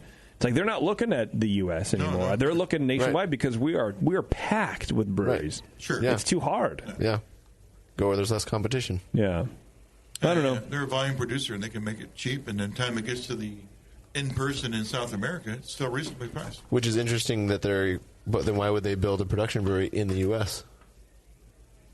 It's a shipping point to South America. But it would be cheaper to do it in South America. Yeah. Whatever. Just stay tuned. Yeah. Well, they are. Sure. I mean, they're going. They want to, right? Build another brewery in South America. Yeah. Well, they're opening breweries in. What did I just say? Where the fuck it is? Asia. I just read it. Asia and Australia. Yeah. Oh, okay. Yeah. Interesting. I don't know. It's interesting. It's an interesting time right now to be in craft beer, to be in beer in general, I guess. But it's crazy. It's interesting to see how everyone's different ideas about business and how they want to run one when they actually get a sizable company. What actually happens? Right, how they change. I mentioned Lagunitas. They bought a brewery in Seattle, and then they brought another one, and these are going out of business kind of brands. Yeah. And they bought another one in I think South Carolina. Oh, really? Two that I've randomly intersected with. I think Jeremy called me about one, but and some other guy that works there told me about another. So who knows how many they're buying? So what's the point of that? I mean, I wonder. My question to them is are you branding those as like Lagunitas tap houses, or just keep carrying on the brand that otherwise would have died? I don't know, that's what's going on. Oh, I see. Just own. Yeah. What are they trying to do? Dick bag brewing company. What's their objective there? What's it going to do for Lagunitas? Well, maybe it's to show on the books growth and increased sources of revenue because now they've got more accountants that are being more sensitive to that. Now they did, or I think they still have a program where they would help small startup people to be successful. So maybe Lagunitas does. That they have something like that. Oh, I thought that was Sam Adams did. They did, but I think Lagunitas did as well. Okay, could be in that vein, or who knows? Anyway, it's just something I heard. We'll look for some articles about that. Yeah. Then the next brew news. Yeah, so the next one we're talking about, apparently this was, speaking of Sam Adams, by Jim Koch. Called, Is It the Last Call for Craft Beer? Oh, yeah, I read that. From selling out to the end. Yeah, pretty much, man. And he goes off. In 1981, there were only 82 breweries in the U.S. Today, there's over 5,300 small, innovative craft breweries making unique, flavorful, creative brews. Which, again, maybe brews is an East Coast thing. I don't like that term. I don't like it. It bothers me. Yeah. It's a verb. Beers. Yeah. They're beers. They're not brews. Would be a better choice. Yeah. They're beers. But he's saying after 15% growth, after years of 15% growth, the craft sector is down to the single digits. Part of that is to be expected in a maturing part of any market, but it's also a result of a pushback by a handful of gargantuan global brewers. So basically, he's saying what that is a bubble about to burst because we're not seeing double digit growth anymore? I think it's because 10 Barrel's cutting into Sam Adams sales. Yeah, is probably what he's responding to. They have better distribution. You go to the airport, you're going to get a 10 Barrel and a Goose Island, right? Because Budweiser's already delivering beer there anyway. Yeah, so there's more They get more perceived market craft. access. Yeah, exactly, for those brands. And then the same distributors manage the grocery store shelves, you know. They decide which real craft's going to be there. They decide which fake craft's going to be there, too. I mean, he's not wrong that it's not going to trickle down and affect the smaller guys, but he's obviously the first affected. Yeah, he's speaking for the guy, and who's got like his own money in. He's like, you know, creating real jobs in his local area. Yeah, and all the money that associated with these brands goes elsewhere. It goes into some other country. Yeah. Yeah, I mean, he's basically talking about now with all the buyouts that 90% of the brewing production in the States is in the hands of like 2 or 3 companies. Yeah. Mm-hmm. At the end, he goes, get some craft brewers really talking, and they'll tell you we are headed for a time when independent breweries cannot afford to compete, cannot afford the best ingredients, can't get wholesalers to support them, and can't get shelf space and draft lines. The result, beer lovers won't have the broad range of choices they have today. Get some craft brewers together, and they'll tell you that if we continue down this path, we may be witnessing the beginning of the end of the American craft beer revolution. Well, revolutions have an end point, which is why they're revolutions, right? Yeah. There'll be another one. Yeah, I mean, by nature, it's a revolution because it overturns what's happening, and then that's the end point of the fucking revolution. I think it's chaos when there's no end to the revolution. So yeah, it's just murder. Yeah. So say we are there. Yeah, in revolution means. I think we're done. I think we've been over for a while. We've evolved. So what's going to be the steady state then? I don't know. Consolidation. I think it's going to shake out. I mean, it has to shake out. There has to be a lot of more breweries closing than opening at some point. It has to be, just from an ingredient standpoint. And all the drinkers are looking for a variety and very local focus now. So how's that going to not be able to exist? Because the guys drinking got the money. Look, they got the green stuff. Right. They're at the end of the line. Everything else is upstream from there. But we've talked about a couple breweries that have had to close down because they just can't afford to grow past the small business phase. Well, exactly. They grow too fast and they can't absorb the capital they've got into it. Or even the other side of that is one of the stories I read about the people like we make money now, but we want to grow and we can't grow. We don't make enough money at our scale, but we can't afford to grow any larger. So we're just going to get out. Right. We can't afford to continue or grow. No, they got too much debt. Yeah. You grow too fast, you get too much debt. You need to add a fermenter at a time, not go to the bank, get us the money to double your capacity, and not have the market for double that capacity. Yeah, that's when you can't make the payments on the loan. Right, and then I understand though the pressure that they're under to ride this wave and get to a certain point to be sustainable. No, it's a volume business. The more you make, and you want to do get there the fastest you can. Exactly. But you have to be able to afford that. But you got to marketing wise, you got to be able to get that. They're out there on the taps. Right. So the people who aren't doing that, I think in a couple years, I mean, how many breweries are we going to lose? I mean, it's a weird, it's a weird number to you can't ever, know. But I think we're going to there has to be a point where we're going to be losing more breweries than we're gaining at some point, and I think it'll even out because we're at the high water mark. We're already opening tons of breweries every day. That has to recede. I mean, I don't think it's effective because I don't know why because I'm stupid. There's a saturation point between the number of faucets, and the number of drinkers, and we all see this where new breweries open all the time. There's a couple Sacramento, Moonraker, and Track 7. And Divide, they're really really up and coming, and they're going to take over some brands. People predict much more of that than they may some other brand that we already know, even locally here. Mm-hmm.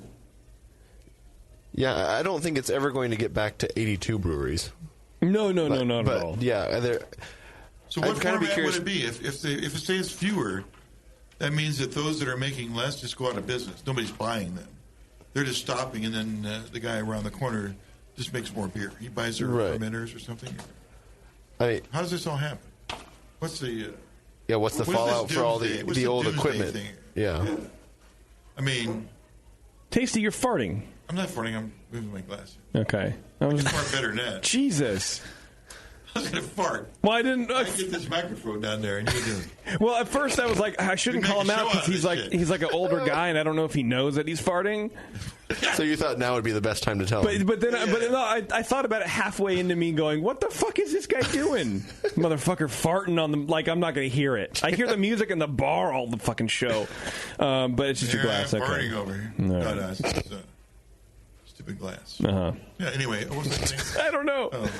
You distracted me with your what's farting the fallout glassware. going to be of all the closing breweries? Exactly. Yeah. I mean, cheap equipment. Well, right, yeah. Let's see. Will one regional brewery buy out another, or is it?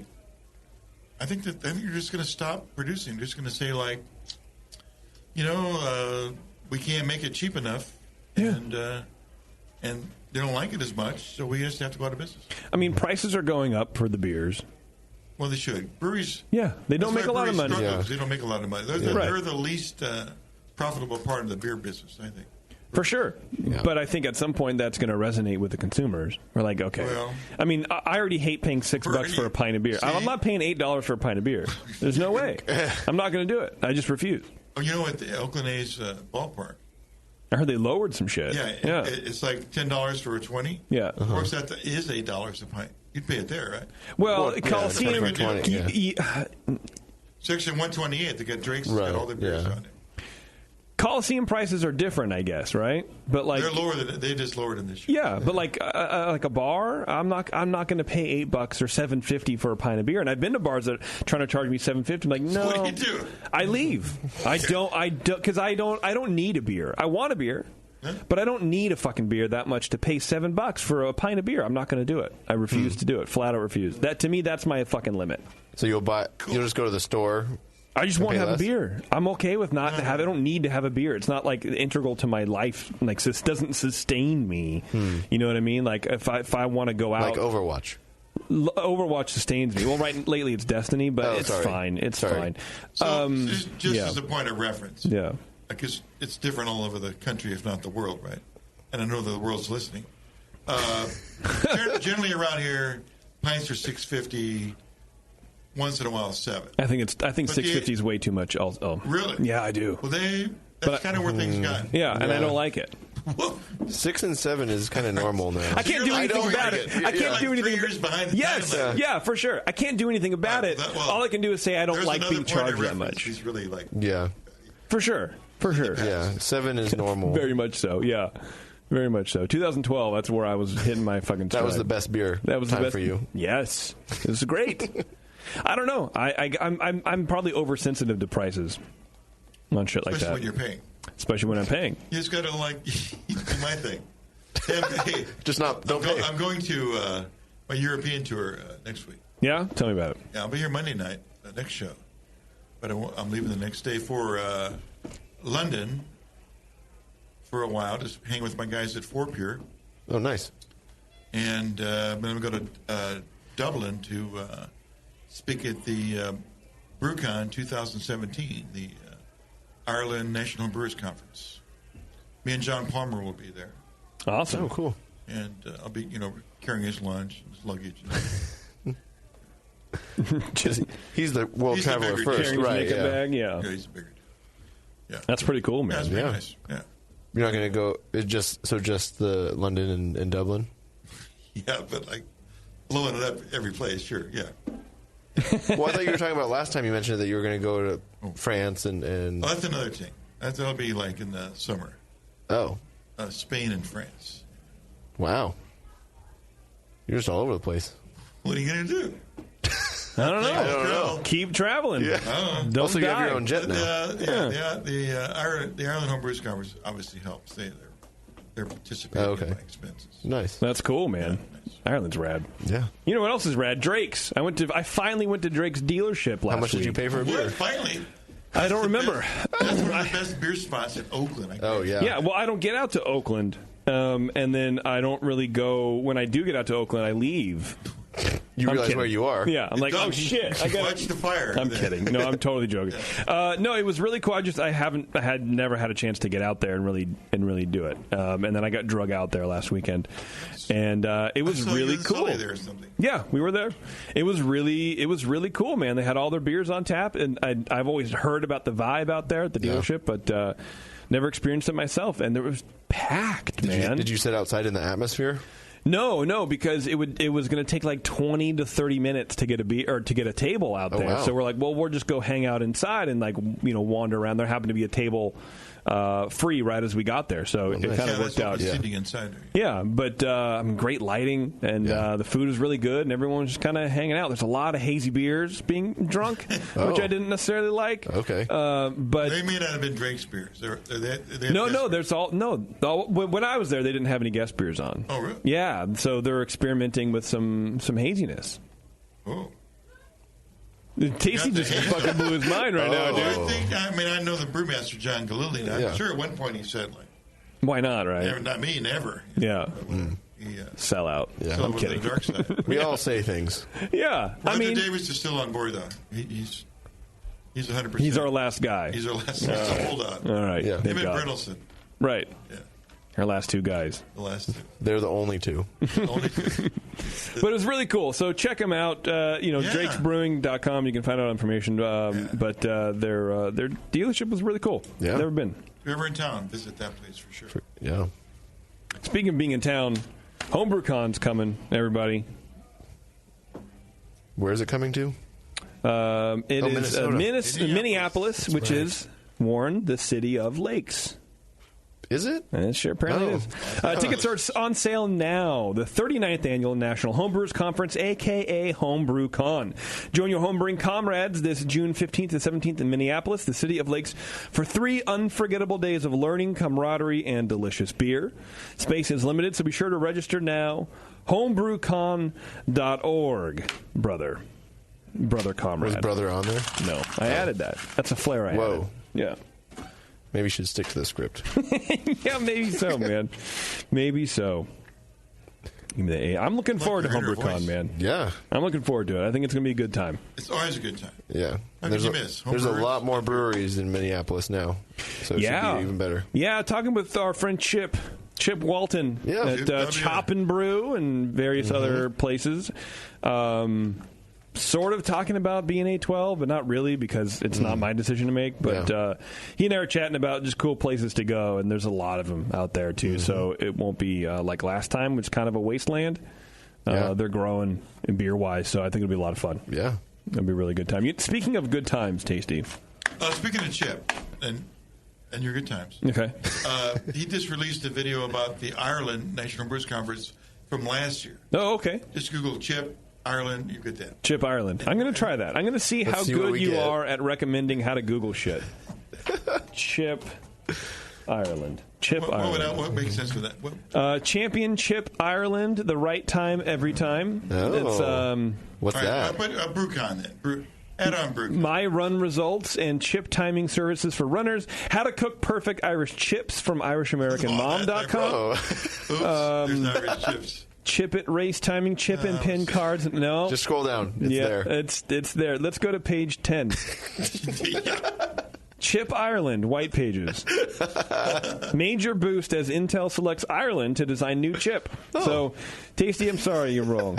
What else can we... Chip Ireland... Add BrewCon on there. Maybe, or add Chip Walton. BRWCON. BrewCon. Just like our home BrewCon. BrewCon 2017... Chop and Brew, a blog and web show. So that's 1, 2, 3, 4 down. So that's not bad.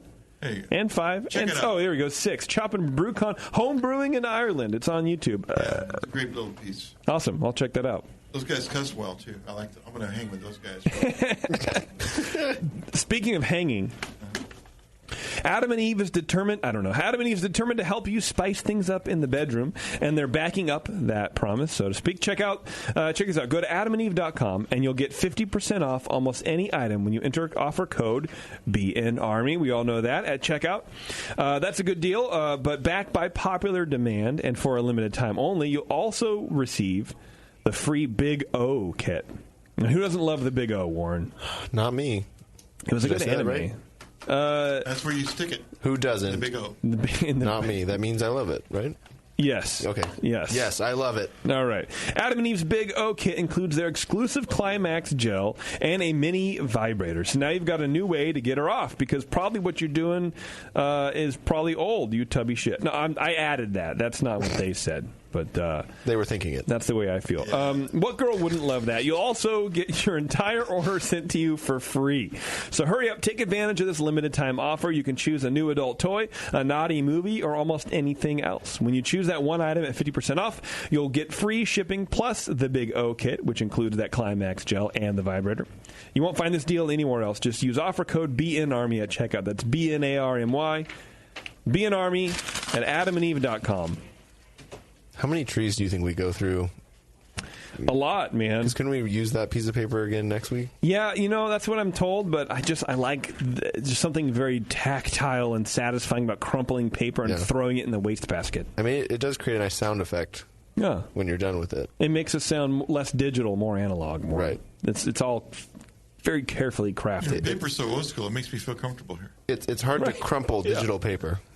Yeah, but you know what? If we could figure out a way, I think we would be the ones to do it. Of course. Yeah. Revolutionaries here. That's what we are, Warren. I've been saying it the whole time. All right, we ready to leave? Oh, I want to give a shout out to my friend Jill Marilli, who got elected to the AHA board of directors. She's a great gal. There we go. Great fan of the show. And, couldn't be more pleased for her. Awesome. Congratulations. Is she going to give us discounts? First things first. Yeah. What does it do for me? When I went up to the Pacific Northwest Home Brews Conference, she took care of me really well. Nice. Did great. Okay. Yeah. So next year, we should go and do that. We should all go. Because it's going to be in Seattle, so we'll be close. Oh, yeah. Next year they're having it. Oh, yeah, because NHC is going to be up there. Exactly. So it's in Portland. So the same people, essentially. Yeah. Not the same people, but she'll be involved. I was just going to say, if we'd ever take the nice lady up on her offer to host us, she'd probably take care of us really well. Yeah. Why didn't we go? That's not a question you should ask me. Oh. Whatever. That's Tasty. Didn't work. I was there. Tasty, why didn't we go? Should have gone. I mean, it's great. I was all excited to go. It's great beer country. But Jay wanted us to bring us up in the RV, and then and we're like, yeah, sure. And then he's like, by the way, it has 87 roof leaks. And we're like, no. And well, and then he's also like, yeah, but then we'll I take have the bus. Yeah, but he was also like, but then I have to go to Fort Collins and do some work. So I'm not sure how you get home. Well, he's like, we'll fly you home, and we're like, okay, but it rains a lot. And he goes, okay, well, we can take the VW, and we're like, everyone at the same time was like, no, and I think he got a little offended. I think he was a little, yeah. I think he's a little sensitive about the thing because it has two seatbelts, one on the passenger side and one on the driver's side, and that's it. It also has 2 beds. It's not going to work for me. And 2 cylinders, I think, also. Well, it's just a good company bonding experience. Yeah, hey, I'm fine with bonding as a company. We did that a couple times in the RV, and that was a lot of fun. It was. But it had a roof that worked. Yeah. Just imagine how much more bonding there would be in a smaller space. I don't want to do that. Going 46 miles an hour. Yeah. I don't want to do that. Before we get out of here, though, Great Fermentations, everybody, this is a cool announcement, is giving away free home brewing ingredients for 15 years and a Blickman Brew Easy all-grain brewing system. Just go to greatfermentations.com/giveaway and enter for your chance to win. It's a huge prize, a $10,000 retail value. Can we enter this? We can probably enter this. I already entered. Oh, shit. How many times? 10,000. Fuck yes. Compliments of Great Fermentations. The grand prize announcement will be on Saturday, June 17th. Also, they're doing a random giveaway every 2 weeks leading up to the close of the comp. Items include conical fermenters, temperature controllers, the new Blickman Riptide brew pump, and more. As always, you'll get top-notch customer service and same-day shipping on many items. Go to greatfermentations.com/giveaway. Be sure to like them on Facebook at GR8Fermentation, and then on Instagram and Twitter as well at GR8Fermentation. Greatfermentations.com. Good sponsors, good people. Yes. And it sounds like they're going to be at NHC, so get to hang out with those people. That'd be fun. All right, we're finally officially ready to leave, Warren. Really? Yeah. Yes. We didn't have a Twitter game, though. No, I didn't have a computer. Yeah, that's too bad. Is it? Yeah. Well, I took a nap, and I woke up, and I was like, I don't want to fucking track down all this shit. I was already kind of running late, so... So that's it. So We now I didn't don't do even it. know what to say. You can't say anything, really. Right. Yeah. I mean, I'll read what I have in front of me. Okay, there you go. Ready, go. Yeah. Brew Free or Die IPA. 70 IBUs. Thank you, everybody, for listening. Thank you to our show sponsor, More Beer. Thank you to our people at Barley Mow, Ashley and Tom, for hanging out. They were great. Yeah, And Bradley. What I can always also imagine is like these swampy evenings of a summer and April and whatever. I don't know. Yeah, just buckets. Yeah, Bradley. Hey, R.I.P. Bro. You know what I'm trying to say? Thank you to our sponsors. Visit our sponsors. They support us, so you guys don't have to, but you do have to support them, and that's just kind of how life works.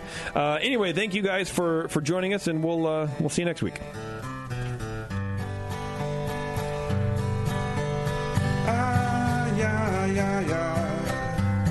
JP's an asshole. Justin's a nice guy and winning the race. JP does great as his cherry.